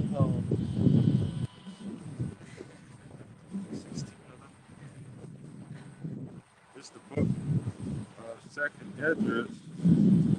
Yeah, man, because we're not through with this, man. Okay, as far as this judgment that's going to be coming on the planet Earth, right? Because what are we seeing right now, man? We're seeing these nations are geared up, right? They're ready to go to war. They're at war. They're not even ready to go to war. They're already fighting, right? You know, so it's our job to teach the people, man, what's going to happen, man. Okay, what's going to befall Babylon the Great, aka America, and to you so-called Americans, also known as Egyptians in the scriptures. Okay. This is 2 Esdras chapter 16, verse 11. It says, the Lord shall threaten, who shall not be utterly beaten to powder at his presence. The earth quaketh, and the foundations thereof. The sea ariseth up with the waves from the deep, and the waves of it are troubled, and the fishes thereof are also before the Lord and before the glory of his power. Right, man. And then what did it say, man? It said the law shall threaten, and who shall not be utterly beaten into powder at his presence, man. Okay, and the Lord's doing that right now, man. Okay, through his judgments, he's showing the people that, hey, look, you know what I'm saying? This is what's gonna befall the world. What's happening? Okay, and it's coming here to it's coming to a city near you. You know, so you can get ready for that. You know. Finish? Good. Yeah. Yeah, because we only seeing things on a minimal level right now. It's not even reached into a time of, we scratched the surface, barely of Jacob's trouble, right? So once these things start getting to a medium, all right, and then it's going in full fledged shit hit the fan, that's when we're really gonna see the true judgment of the Lord, man. All right, and ultimately the return of Yahweh Shai. All right, when he said, "Who shall threaten? Who shall not be utterly beaten to powder?" Man, you know, hey man, the Lord gonna get busy. Go ahead.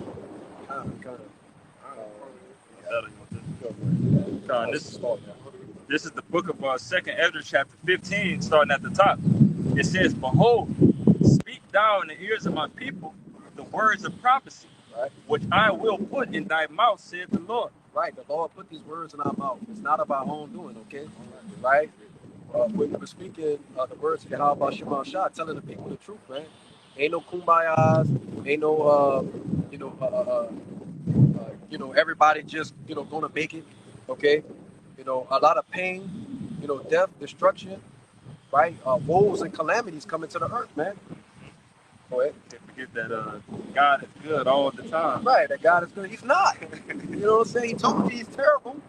He said, look at what I did to the children of men.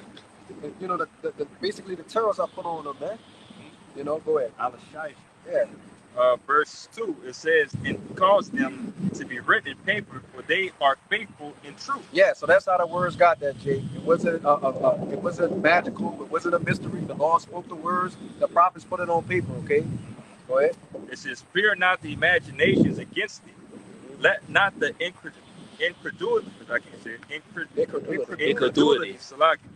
Let not the incredulity of them trouble thee." Right. It's going into what? Faithless people, man. People who don't believe, man. We're not worried about those people, man. So if you're an Israelite or believe in this truth that's worried about somebody making it, you need to stop now. You know what I'm saying? Because there's a high chance that person will not make it. And it's for the betterment of you. Go ahead. It says, "Let not the incredulity of them trouble thee that speak against thee, for all of the unfaithful shall die in their unfaithfulness. Behold, saith the Lord, I will bring plagues upon the world, the sword, famine, death, and destruction." Right, and that's what we're seeing now, man. We're seeing sword, right? There's famines in different lands right now, man. Anytime a country goes to war, there's going to be a famine. Okay, and Like we did the lesson last night, we clearly see a famine is coming here. right, We clearly see this country is at war. Go ahead. I just want to make that point. right, kind. You know what I'm saying? Like I was saying, sword, famine. It said death, destruction. Okay, this is what Babylon the Great, aka America, got looking forward to, man. All right. Yeah, continue. It says, "For wickedness hath exceedingly polluted the whole earth, and their hurtful works are fulfilled. Therefore saith the Lord, I will hold my tongue no more as touching their wickedness." Right. So the Lord got something to say, man, and He's saying it right now through the prophets, man. That as in a result of the things you're doing, these are the things that's going to happen. And the Lord's not, and it's going to be quick too, man. The Lord's not concerned with this, man. The scriptures tell you that He's going to make the days shorten for the elect's sake. And when we look at the last 3 or 4 years, time has been flying by. Every day, time's been flying by, man. It says, I will hold my tongue no more as touching their wickedness, which they profanely commit. Neither will I suffer them in those things in which they wickedly exercise themselves. Right. Behold, the innocent and righteous blood crieth unto me, and the souls of the just complain continually. Right, because like we said, they're going to be persecution of the prophets. You know what I'm saying? Persecution of people within the body, man. right? When those spirits return to the Lord, guess what they're gonna do? They're gonna complain to the Lord, man. Say, hey, man, look, Lord, I was doing the work, I was doing the will. These people unjustly killed me, man. So when are we gonna be revenged, right? When are we gonna take that vengeance, right? If I can say real quick, because just as we talking about that video, the brother, the person, brother, we was just watching before we did the lesson last night. Elder Manata Zakba in what it is, South Carolina. Yeah, that was live feed was going on, and you could see how this brother was just saying, hey, people are starting to rev up. Okay, those spirits that persecuted the prophets are here on this earth, right? And the Lord is turning them on, man. So it's, hey, we gonna have to be put up, right? And once we get put up, it's all over, man. Right. Like the elder like to say, it's gonna be hell to tell the captain, man. Right. God. Right. And that goes into what, man? Those verses goes forward, man. You know what I'm saying? Famine of the word. You know what I'm saying? The Lord gonna, turn on the faucet. It's gonna pour nothing but blood, man. You know. Go ahead with your precept. It's Sirach chapter 40:9. It says, death, bloodshed, strife, and sword, calamities, famine, tribulation, and the scourge. These things are created for the wicked, and for their sakes came the flood. Mm-hmm. Right. So, man. Hey, look, those same things that was created for the wicked for the flood, it's the same things now, because Esau's coming like a flood, right? And when he comes to take these people captive, right? You know what I'm saying? That's already dealing with famine, right? Gonna be put down by the sword, okay? Going to those sea camps. You know what I'm saying? The Lord's gonna have a hell of a way to put you out your misery, man. You know, and the Lord, really, what the Lord's gonna do is He's gonna bring unaliving to perfection, man. Right? You know what I'm saying? He's gonna bring those different believers, those unrepentant people, to their terrors. Okay? You know. Go ahead. Just saw the book of Jeremiah. That was it? Yeah, go ahead. Book of Jeremiah 15:1. And it reads, Then said the Lord unto me, though Moses and Samuel stood before me, yet my mind could not be toward this people. That's my favorite. Mm-hmm. Cast them out of my sight and let them go forth. And we represent Moses and Samuel, man, the prophets. All right, we were telling them, hey, turn back unto the Lord. Okay? Hey, you shouldn't do this. You shouldn't eat that. You should come back to the Lord. But what did they say? They would not. It says, verse 2, And it shall come to pass, if they say unto thee, whither shall we go forth? So they're going to say, what we going to do? You know what I'm saying? You know what I'm saying? We see y'all moving a certain way. You know what I'm saying? We wanna come along with, you know what I'm saying? Right. What's gonna be the answer? It says, Then thou shalt tell them, thus saith the Lord, such as are for death, to death. Right. And some of y'all gonna die immediately, right out the gate. Soon as the war hits, the Lord gonna have the spirits on certain people to take you out. Hey, majority of the people gonna die within a week. Yes. When these race wars, people don't know how to survive that shit. You actually gonna have wars here in neighborhoods, in different parishes. Man, people ain't gonna know what to do. Within the first week, I'd say 75% of the population gonna be gone, man. Right. They can talk about proxy wars in other countries, proxy wars in your cities, in your wards, in your neighborhoods. Yeah, man. Because what do we see? In certain different cities, we see little skirmishes with so-called, black people, so-called white people. But when those skirmishes hit a place like this, it's gonna be all out hell to pay, war. It's gonna be crazy. Because in most of those other countries, they don't have the right to bear arms like we do here. Man, you talk about everybody's bearing arms, right? Mm-hmm. So when those arms start to collide, somebody got to die, brother. Right. Somebody got to die, right?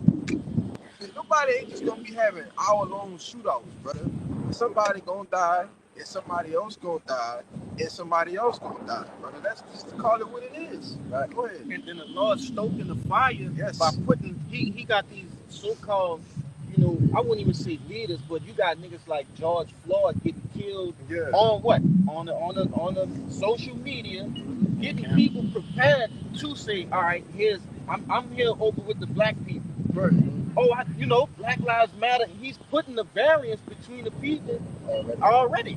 Well, you saw that with early this week. You had that dude who killed the cop, killed his son. And Yeah, he killed the cop, right? he ran him over. Yeah, and what Jake was doing, he had his chin up and his chest out, man, and looking straight in the eyes. looking every one of them Edomites in their goddamn eyes, man. You see, and that's what you people are afraid of, man. When Judah starts to become a terror in the streets, man.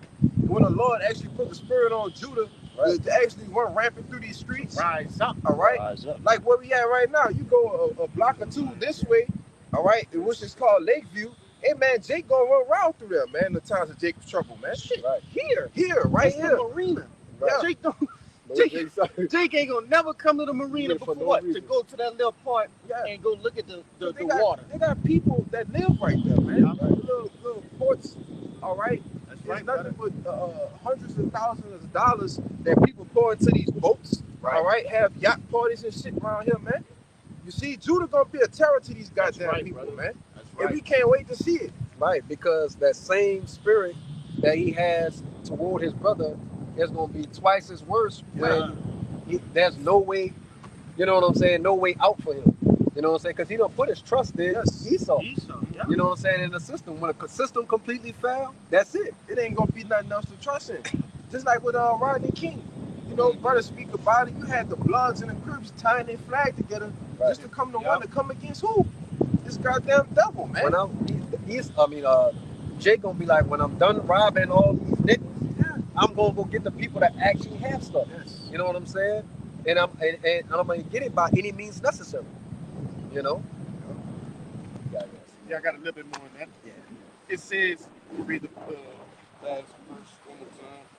It says, Jeremiah 15:2, the latter end of the verse, it says, thus saith the Lord, such as are for death to death, and such as are for the sword to the sword, and such as are for the famine to the famine, and such as are for the captivity to the captivity. And I will appoint over them 4 kinds, saith the Lord, the sword to slay, the dogs to tear, and the fowls of the heaven, and the beasts of the earth to devour and to destroy.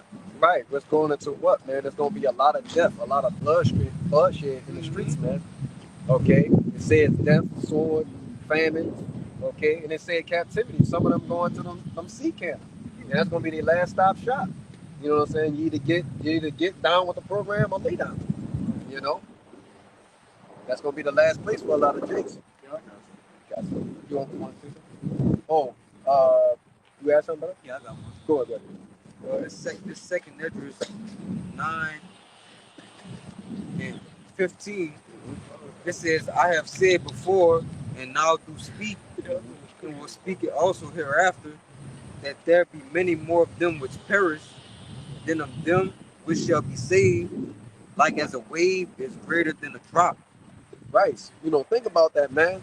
The Lord's comparing a drop of water compared to a wave, man. You know, so that's a lot of more death, a lot of more destruction, a lot of more evils to be done here on planet Earth, man, than to be saved, man. Right? That's why the elect is basically known as a remnant. Okay. You know, a small number of people being saved. Okay. Right. Man, yeah, everybody's gonna be KIA, killed in action. I got something. Go ahead. I got that.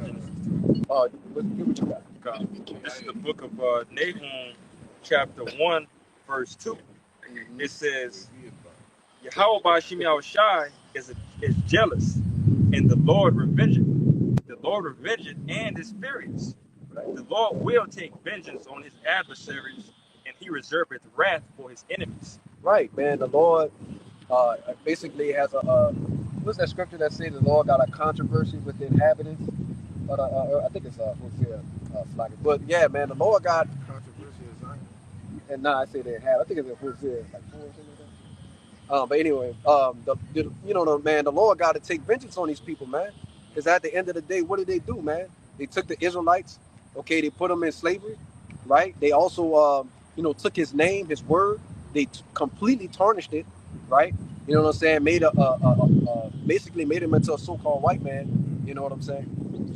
Yeah, I want to see too. Yeah, that not only did the enemies, they 2/3 of our people enemies too, man. Right. Hey, hey, James 4:4. Hey, those that be a friends of this world is an enemy to the Lord. Right. Exactly, man. And what does that friendship entail, man? A covenant, man. A pact, an agreement, right? That you made with Esau, Edom, right? You made that bid, right? Now you got to lie in it, right? You know, Yeah, you got one. it says the Lord is slow to anger and great in power, and will not at all acquit the wicked. Right. You know what I'm saying? So the Lord's not gonna let you go, man. Right? Okay. He's gonna come through with that judgment. All right. Because that's all they are. They're fugitives from judgment. You know what I'm saying? They're always saying that, well, it wasn't us and all of us in this kind of. We don't want to hear that, man. It was you. They keep telling you it was you. It's like it's crazy. It's crazy how they always want to be that person that's like, it's not us, but then always trying to portray to be everybody in the earth too. Right. They try to steal everybody identity, and at the same time say anything that happened, it wasn't them. Like, come on, bro. That don't make sense. They whitewash everything, but when it comes to, all right, if you whitewash this, that means that you got to receive this judgment. Oh yeah, no, we didn't do that one right there. Right. When you tell the truth on the ways of how Esau Edom is hatred. You know what I'm saying? And that's what he does. That's his program. That's how he gets down, man. You know what I'm saying? Because Esau Edom is known for doing what? He'll try to tell a partiality of the truth, but give you 1,001 lies. You know what I'm saying? And people fall for it over and over again. It's madness. Hey, that's his story. His story is full of hatred. Right. Since the beginning, he said, "I will slay my brother Jacob." Vengeance and hatred has been in his heart. Right. No blood has been. He's a bloody man. It's been in his heart since the beginning. Yes. But thou has prepared pursuit for blood. They're still pursuing blood.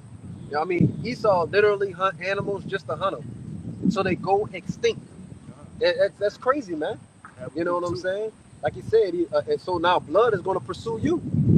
Okay? Because you hated not blood. So you got it? Yeah. Go It's ahead. Ezekiel 35:5. Hey, it says, because thou has had a perpetual hatred. Go ahead, bring it out, brother. You got it. You got it, bro. Go ahead. You got it. Oh, all right. It's Ezekiel 35:5. It says, because thou has had a perpetual hatred that has shed the blood of the children of Israel by the force of the sword in a time of their calamity, in a time that their iniquity had an end. Therefore, as I live, said the Lord Yahweh, I will prepare blood unto thee, right? And blood, so like I will prepare thee unto blood, and blood shall pursue thee. And since thou hast not hated blood, even blood shall pursue thee, man. Right. So guess what, man? The Lord talking about what? Pursuing you with death, man. Pursuing you with destruction. Oh, let me read this, Baba Go Kashab, ahead. just to clarify who this is talking about. Okay. It says, verse 7, thus will I make Mount Seir most desolate, and cut off from it him that passeth out, and him that returneth. Right. Go ahead. Which goes into what? Everybody, man. You know, the person that's going and the person that's leaving, man. Coming and going, man. Yeah, well, Mount Seir goes back to who? Esau Edom, man. man. You know? Yeah, man. So look, man, if you had a great taste for blood, man, you've been bloodthirsty, man. Okay?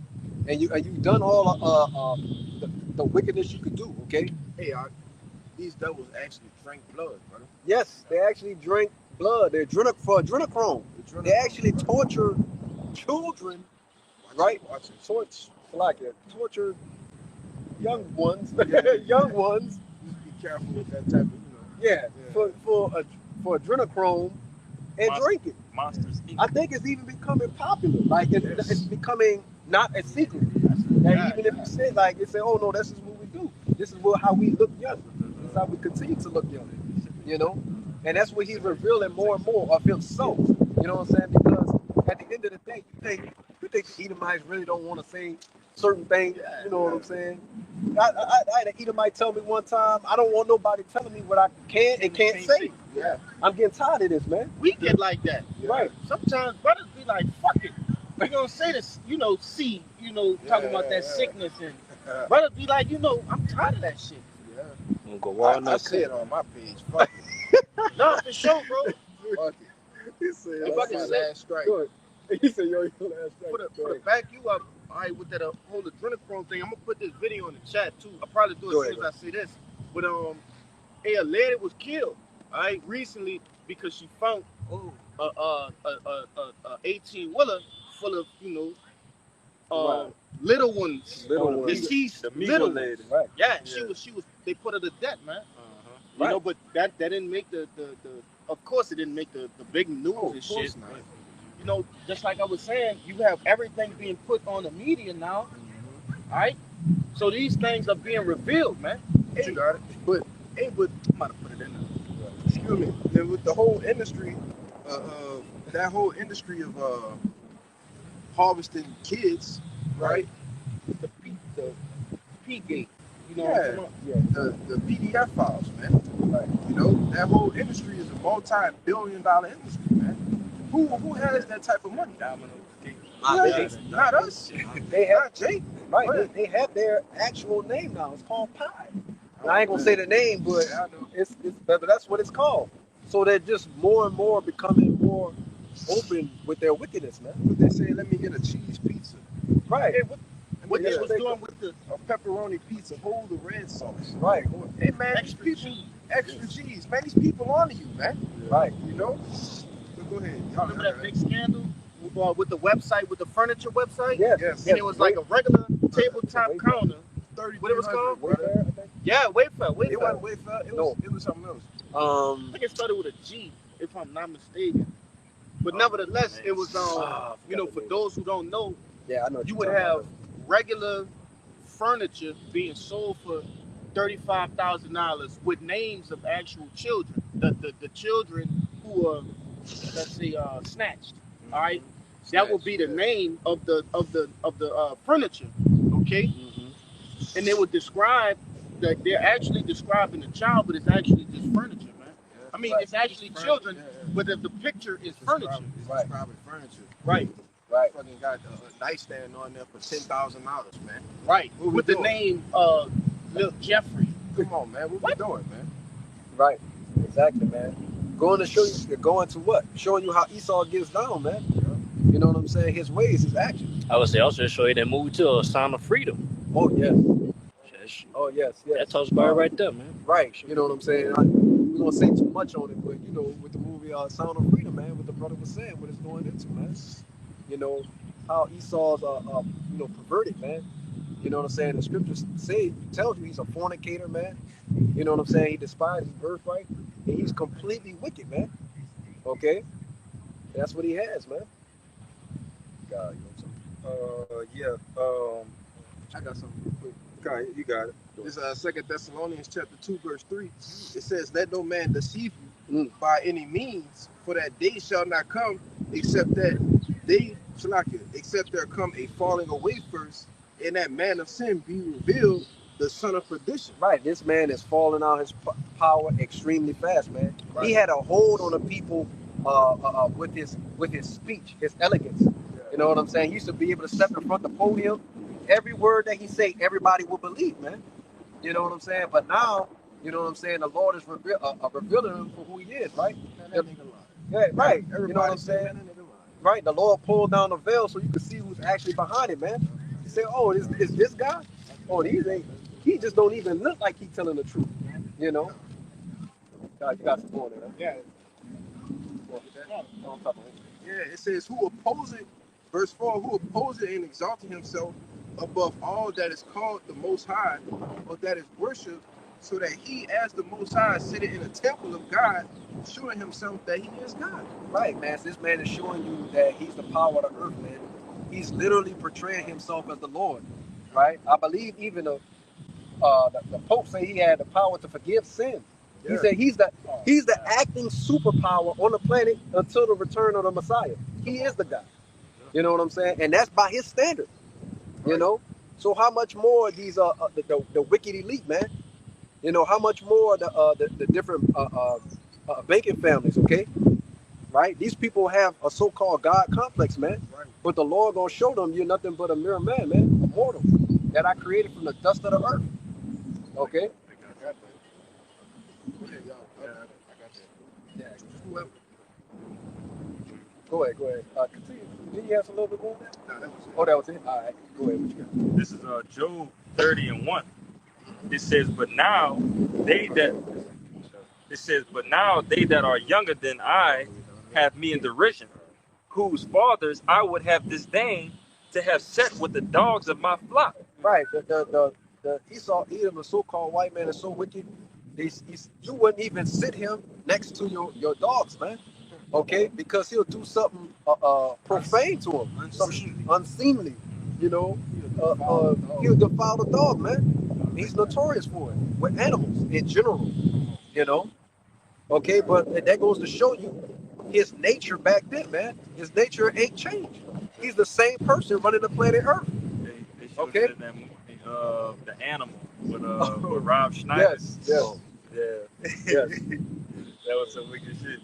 But it says, verse 2, it says, yea, whereto might the strength of their hands profit me, in whom old age was perished. For want and famine they were solitary, fleeing into the wilderness, in former time desolate and waste, Right. who cut up mallows by the bushes, Right. and juniper roots for their meat. They were driven forth from among men. Right. That's the point. They cried after them as after a thief, to dwell in the cliffs of the valleys, in caves of the earth, and in the rock. Right. So who was these people, man? Like we say, these are so-called context clues, man. Because before Esau didn't even want to be known as the caveman. He tried to hide it at first. But then when he came out and saw all the stuff that the caveman did, he was like, well, that's us. You know what I'm saying? So we're going to take that on, just like he's taking the Israelites, he's taking on the Arabs, he's taking on everybody, man. He's portraying himself as everybody. But really, he's just a fugitive and a vagabond, like what the scriptures say. God, back you up with the caveman. I forget who the Jake was that was talking about it. You know, and once upon a time, it used to be an insult. He called Neanderthal. Neanderthal, right? Yeah, but you know now, you know that the way that they shaped it is the Flintstones, and you know all of these. It's so easy. A caveman could do it. Right. You know all of these things that just kind of glorify it. But we know that they were those Neanderthals. You know that Neanderthal blood is nowhere in us. You know? Right. It tells you what? In the cliffs of the rocks, it say they was driven forth from among men. Yep. That's them. That's them. They're the guys. Okay. It says, I'm gonna read it in NLT what it said in verse 7. Verse 7. It says, they sound like animals howling among the bushes huddled together beneath the nettles. Right, that brain, you know what I'm saying? That crazy ass call to the moon type spirit. God. You know what I'm saying? That huffing and puffing, making sounds for language. Yeah. You know what I'm saying? Right. Yeah, go ahead. But this is the KJV. This is the last verse 8. It says, they were children of fools, children of base men. They were viler than the earth. Right, man. It says they were children of fools, man. Right? Fools going back into what? Just stupid men, man. Okay? And it said, what else did it say on that? It says they are viler than the earth. It's like before that. They're children of base men. Yeah, they're children of base men, man. They're the base man on a planet, man. The Lord has taken the base man, and put him over the sons of God, man. Which goes back into what? Him showing his power, man. The things that he's capable of doing is truly unimaginable, man. He not only took Esau from the lowest of the low, but he gave him great technology, man. The scriptures say, let favor be shown to the wicked, but yet he would not learn righteousness. Okay? And the Lord showed Esau great favor, man, by giving him a control over the planet Earth. And what did he do with it? He destroyed it, man. Right? And he destroyed the Lord's inheritance. You know, going back into the Israelites. Okay? So what is he going to have, man? Death and destruction. That's why we say DTA. You got I still was holding that one you wanted. Oh, yeah. Keep going. Yeah, keep going. It's, back in 2 Thessalonians chapter 2, verse 6, it says, and now you know what withholdeth that he might be revealed in his time. Mm-hmm. For the mystery of iniquity doth already work. Only he who now let it will let until he be taken out of the way. Right, man. The mystery of iniquity, man. The Lord is allowing this guy to do his works, man. Allowing him to do his acts. And then what does it say? It's a mystery, right? Meaning the people are not aware of this guy actually completing devilish works upon them, man. You know what I'm saying? That's why Babylon is called mystery. You know what I'm saying? Because they'll say, "Oh, we going into another country, to help them out, liberate them, giving them a democracy and republicanism or whatever." You know what I'm saying? But the whole time they're going there to kill, to murder, right? To steal the resources from out the land. You know what I'm saying? And to subjugate the people to their way, right? Because ultimately it was just a total mystery of who the devil of the Bible is, man. Right? Nobody know who's the devil. It's you, the man who's ruling the earth, man. Like the brother said, the one who's going here. Oh, we gonna pillage out this land. We gonna start a war here. You know, it's you. You are the mystery of iniquity, man.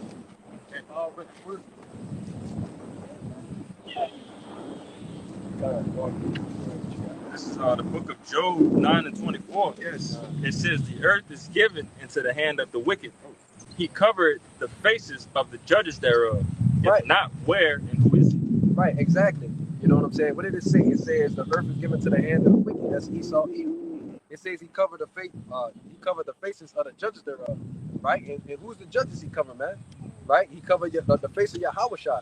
He made it basically a so-called white man. You know what I'm saying? And even the angels. He took all the angels and made them white too. He opposed himself as the people of God. You know, he said, even the Most High. He took the Most High on the throne and made him look like God Bono or whatever the guy name is. You know, everybody naked, and just right, dancing on the clouds. Right, the angels touching angels' fingers. You know, everybody for pleasure. Right, everybody. Yes. Come on, man. You know, Even us, brother, because we judges too. That's right. Right. Even us. Right. He basically took the hit.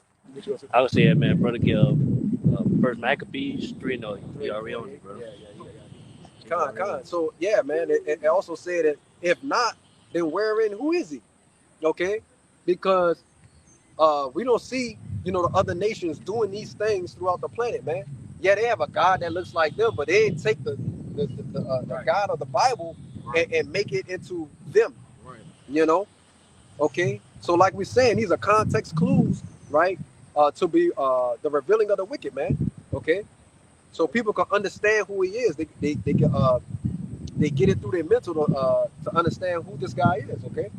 If I can see, exactly what this brother is speaking about is done through a device called iconoclast. Right.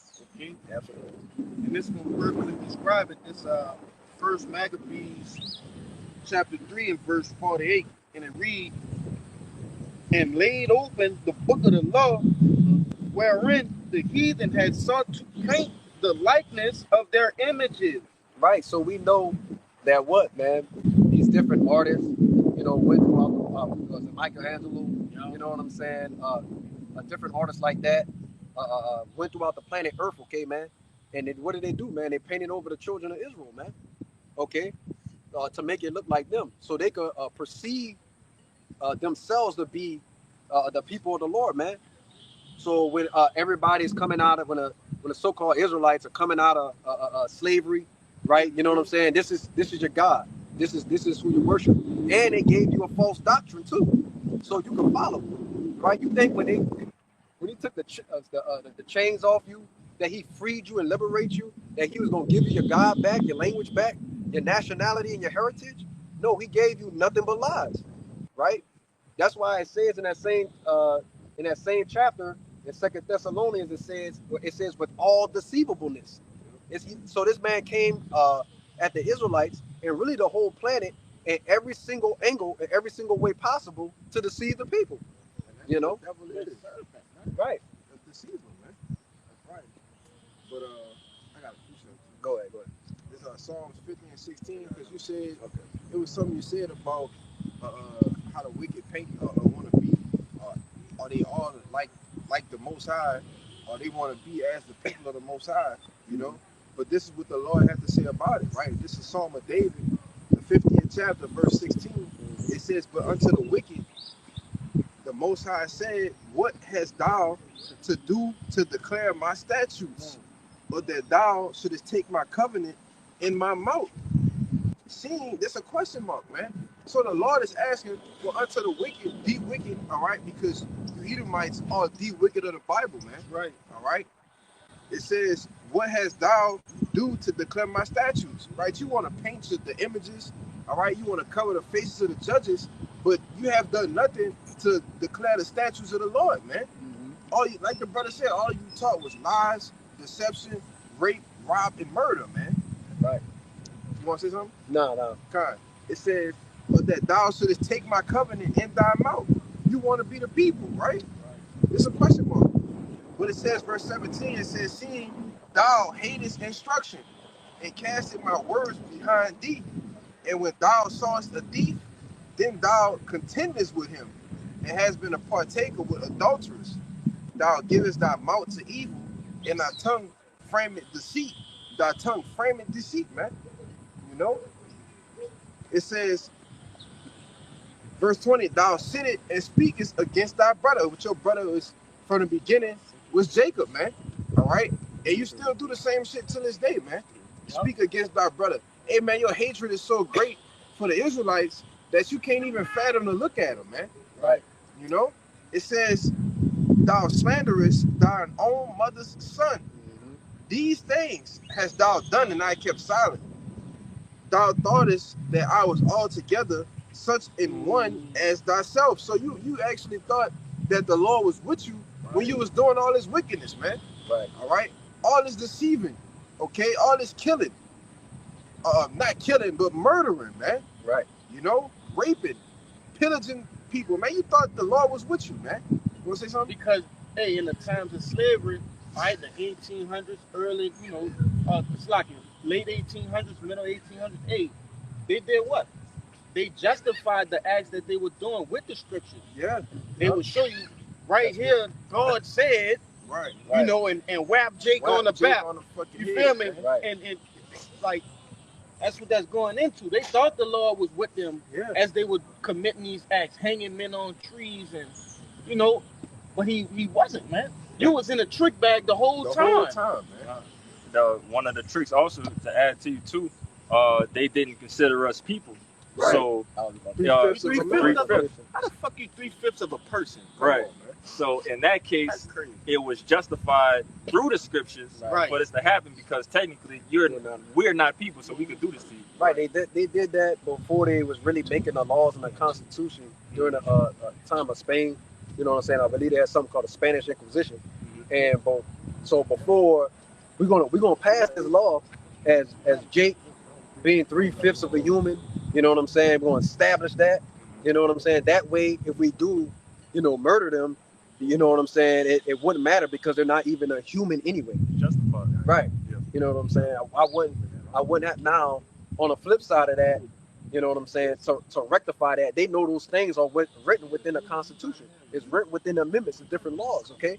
So in order to rectify that, would mean to say, or be sorrowful or remorseful, will be to say that they were wrong, which means they would have to, all those things they unjustly committed, they would have to repay those things. Yeah. You know what I'm saying? So that's why they never changed it. Right. You know what I'm saying? Because there's no amount of payment that could be made to the Israelites for all the things they did. You know? Tried to say the 40 acres and a mule, but that didn't happen, you know? And then the reason why that didn't happen, because it was in 1862, they had basically that homeowner act, homestead act, or whatnot. You know what I'm saying? But the slaves weren't really free until 1865. Yeah. But during that time period, they gave all those slave owners land and stuff like that, and said, "Okay, y'all, you guys get all this kind of stuff and all that kind." So really, the things that were given to the slave owner was the things that were supposed to be given to the slaves. You know what I'm saying? So there's no way they could repay it because they already gave it away. Yeah. You know. So. You got a couple. Oh, okay. Jeremiah, and I got Second Esdras 3, and I got think it's a little more. we got a little more. Yeah. Okay, go ahead. Yeah, it says, I start at the top, Psalms 50 and 21. These things hast thou done, and I kept silence. And that brother just went into a slew of information on the things that these devils was doing. And the Lord kept silence about it. It says, thou thoughtest that I was altogether such an one as thyself, but I will reprove thee and set them in order before thine eyes. Right. Exactly, man. And that's what the Lord is doing now, man. Great and terrible fear falling on the people. Why, man? You know what I'm saying? Because we returning to our power, man. You know what I'm saying? You know? So fear is falling upon the heathen, man. Seeing us in order, man. You know, seeing us in love and unison. You know, giving charity toward our brother. These are the things they fear. Okay? Yeah, 34. It's the second Ezra chapter 3 and 34. It says, weigh thou therefore our wickedness now in the balance, and there's also that dwell in the world. Right. So he's giving you what? He's giving you a context of two people, you know what I'm saying, actions that are being weighed, okay? You know, the righteous and basically the heathen, right? The wicked. Go ahead. It says, I'm reading again, weigh thou therefore our wickedness now in the balance, and there's also that dwell in the world, and so shall thy name nowhere be found but in Israel. Right, because the Lord only gave the law, statutes, and commandments. He's given everything to Israel. It tells you that in Romans, the 9th chapter, you know? Okay, go ahead. Verse 35, it says, or when it that they, and that's crazy. When was it? When was it that they which dwell upon the earth have not sinned in thy sight? Right. Or what people have so kept thy commandments? Right. What nation besides the nation of Israel really kept the law, statutes, and commandments? Right? Because you really didn't give it to anyone else. It tells you that. You know what I'm saying? It's going to tell you. That's why. Yep. Con. That's exactly. Go ahead. Verse 36. Thou shalt find that Israel by name hath kept thy precepts, but not the heathen. Right. Exactly, man. So the Israelites are the one that kept the name of the Lord, man. The righteousness, the works, the acts, okay, that declares the name of the Lord throughout all the planet Earth. But the heathen ain't do so, right? Okay. So you know, basically, long story short, the Lord's not dealing with them, man. It tells you that, man, in Isaiah the 40th chapter, the 15th verse, second Ezra the 6th chapter, in the 54th verse on down. Okay, you know, the heathen are basically nothing to the Lord. Yeah, I can say, because it tell you in Isaiah 26, I believe it's 10, that favor be shown to the wicked. Right. He will not learn righteousness. Right. So he just can't get it, brother. Like, he's just done. Go ahead. Right, you know, and a brother was quoting something exactly on what I said earlier, man. He can't get it, man. He will be the perfect example of can't get right. You know what I was gonna say? You know what I'm saying? He would be that perfect example, man. Because he wasn't made right. Right, he wasn't right. Exactly. His actual anatomy was to be made to be wicked, man, contrary to all the Lord's righteous ways. Okay, you know. Got one. Go ahead. Ecclesiastes 1 and 15, that which is crooked cannot be made straight, and that which is wanting cannot be numbered. First part. Right, exactly, man. That which is crooked. Esau was made to be wicked, man. You know, there's no amount of things that he could do to make himself even seem to be righteous in the eyes of the Lord, man. Okay? Because the Lord has what? He has balance, man. He made righteousness and he made wickedness. Can you give me that out of Sirach when it talks about the vessels? One made, one set apart. I think 38. 38. Yeah, one set from. Go ahead. This is Jeremiah 13 and 23. It says, can the Ethiopian change his skin, or the leopard his spots? Then may ye also do good that are accustomed to evil. Right, exactly, man. And it's a rhetorical question. The answer is no, man. The Ethiopian can't change his skin, and a leopard can't change his spots, man. Yes. You know, so if Esau is accustomed to doing wicked, right, committing unrighteous acts, right, and he's born that way, right, okay, in his spirit, then that's what he's gonna do. Okay. Exactly the way the Lord had him programmed. Yep. Okay. I think it's 33 and That's what I got. Yeah, the leopard can't change who Yeah. he is. He can't take his spots off. I think it's All he can do is just be a leopard. That's what he is. Oh, Esau. yeah, he can start like that. Hold on. Start verse 11. Come. This the book of Sirach, chapter 33, 10. and verse 10. Yeah, it reads, and all men are from the ground, and Adam was created of earth. Right. In much knowledge, the Lord hath divided them and made their ways diverse. Some of them hath he blessed and exalted, and Right. some of them hath he sanctified and set near himself. But some of them hath he cursed and brought low, and turned out of their places. Right. So the Lord took the Israelites to say, okay, I'm gonna bless these people. This is that. This is gonna be that pot that's gonna have all kinds of designs. You know, it's gonna say it's gonna be diamond encrusted or all decked out and stuff like that. This is what I like. I'm gonna take this vase. I'm gonna set it to the side. Now I'm gonna take another vase, right? And it's gonna be plain. It ain't gonna have nothing on it. I'm just gonna use it for dirt and maybe hold water or something in it. You know what I'm saying? That's what he's liking unto the Israelites in comparison to the other nations. Okay, they got a little, Yeah. got a little bit more. Verse 13, and it reads, as the clay is in the potter's hand to fashion it at his pleasure, so man is in the hand of him that made him, to render to them as liketh him best. Right, going to show you that the Lord's in control. Go ahead. Good is set against evil, and life against death. So is the godly against the sinner, and the sinner against the godly. Right. So what? You know what I'm saying? We're always going to have this role until the kingdom of heaven comes. Is the role of a protagonist and an antagonist. Right. You got a so-called good guy. You know what I'm saying? And a so-called bad guy. Those roles are not going to come together and they just become one and everything's going to. No. You know what I'm saying? They're always going to be that way. Okay. Because they're programmed to be that way. All right. It says, so look upon all the works of the Most High, and there are two and two, one against the other. Right. So, you know, just like what the brother just said, man, there's always that, you know, just like we go into the world, we got positive and negative. You know what I'm saying? You got up and down, you got left and right. You know what I'm saying? You got over and under. You know what I'm saying? There's always something contrary to the other, right? Because it performs what? Balance within the world. Okay? I got psyched back up. Go ahead. All right. It's Romans chapter 9, verse 21. Mm-hmm. It says, had not the potter power over the clay of the same lump to make one vessel unto dishonor, so like one vessel unto honor and another unto dishonor. Right. What if God, willing to shew his wrath and to make his power known, endured with much long suffering the vessels of wrath fitted to destruction? Right. That was it on that? They got more. Okay, go ahead. It says, in that, if you want to break that down, break it down. No, go ahead.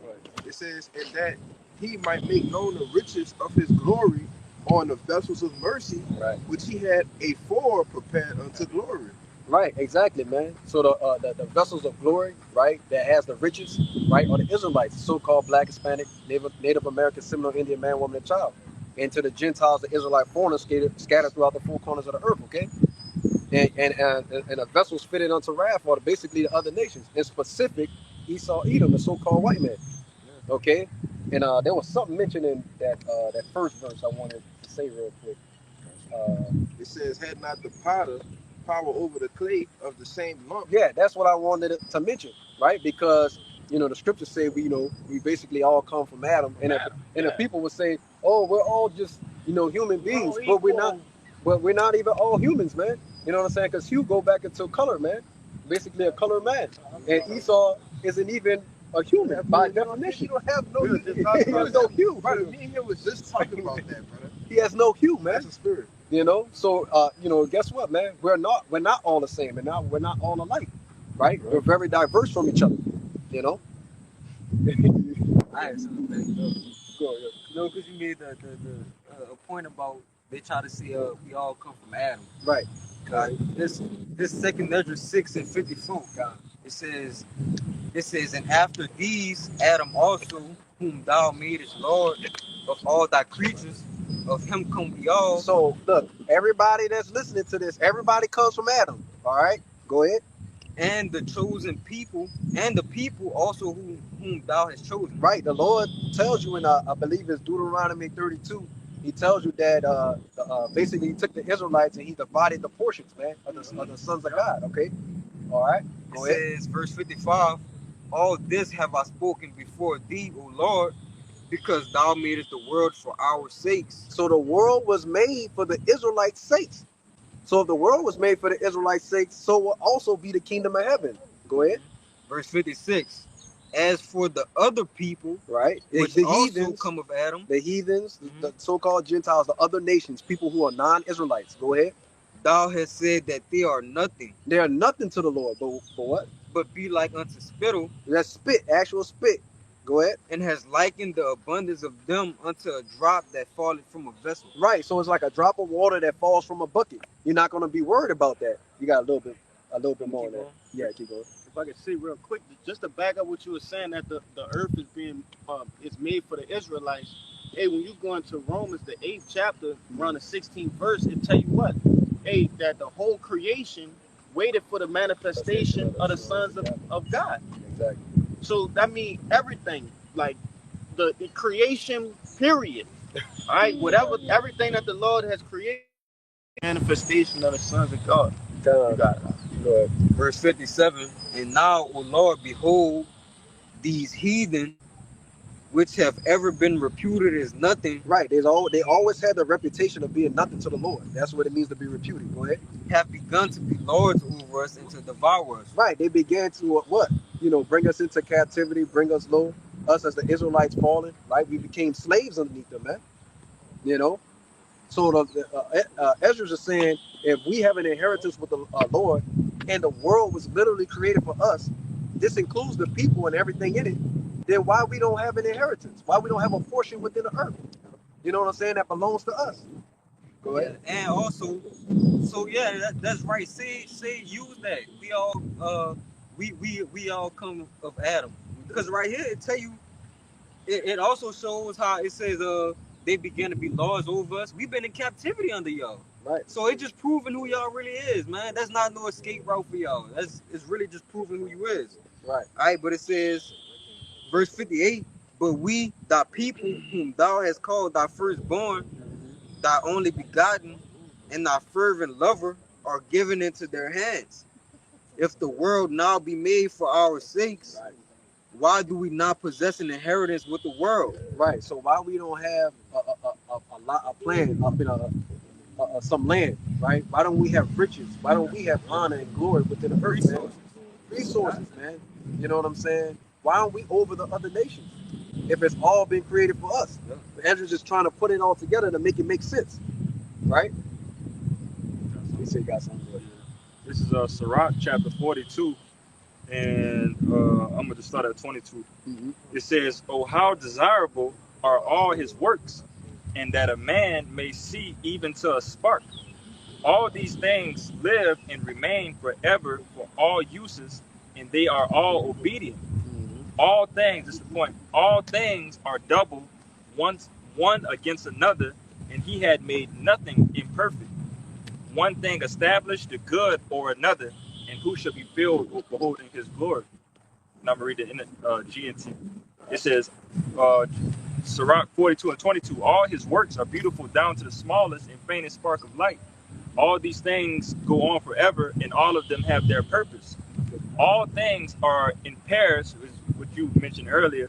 All these things are, it's like all things are in pairs, each the opposite of other, but nothing the Lord made is incomplete. Right. Okay. Furthermore, backing up the point with Esau Edom, that wicked, it has to be the wicked. It has to be good on the other side of that. All right, and that's how the Lord made everything in pairs, like you were saying. It has the positive and the negative, the up and the down. The balance. That's just pretty much what the scripture is going into. It's the balance that the Lord has made in the perfection that He did it with. In last verse, it says everything completes the goodness of something else. All right, we needed to see Esau Edom to set the bar of that's the lowest of the lowest. And when we reach the kingdom and we have the law, statutes, commandments in our inward parts, Hebrews chapter 8, that's going to be the distinction. It's going to set the bar. Right. So like the brother was saying, the sons of God needed to see and know what it's like to be wicked, man. You know what I'm saying? They needed to understand. We've been given an understanding by actually living the life of what it's like to be wicked. You know what I'm saying? So we can know how to be, perfect, righteous judges, you know, when we do take the kingdom. You know, what you gonna It's say? like, I mean, No, go ahead. I was about to say, because experience is a whole nother level of understanding. Right. Yeah, we need that. Right, exactly. I got you. Go ahead. Nah, just bagging up what you brothers were saying. This one of my favorite chapters. It's the book of St. Luke, chapter 16. And real quick, this the parable of the rich man and Lazarus. And I don't want to read the whole thing. I just want to grab just 2 verses. Verse 25, and it reads, let me see, I'm gonna go to 24. It says, and he cried and said, Father Abraham, have mercy upon me. And that's the rich man. All right. It says, and send Lazarus, which represent us, okay, the Israelites, that he may dip the tip of his finger in water and cool my tongue, for I am tormented in this flame. And it's talking about in the kingdom, in the times to come, when this devil is subject unto slavery, man. Right, because what Esau is going to want, mercy. Yes. That's what he's going to want. He's going to say, well, all right, well, the Lord gave y'all all the power. We sorry for what we did. Can y'all please have some mercy on us? The answer is no.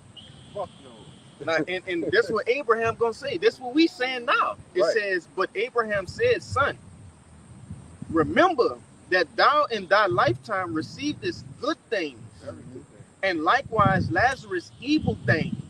But now he is comforted, and thou art tormented. And this is what Abraham said. And this is all in red letters. 26, it says, and besides all this, between us and you, there is a great gulf fixed. So that they which would pass from hence to you cannot, neither can they pass unto us that will come from hence. Now, if I can say, that's pretty much going into, there's a gulf fixed between, first and foremost, the wicked and the righteous, and then what? Right, the heathen and the Israelites. You see? No, you can't come over here. You can't be grafted in if you don't come from the stock of Israel. All right, there's no amount of mercy. Just like we was going into that, what's that lady name? That you brought out with that account.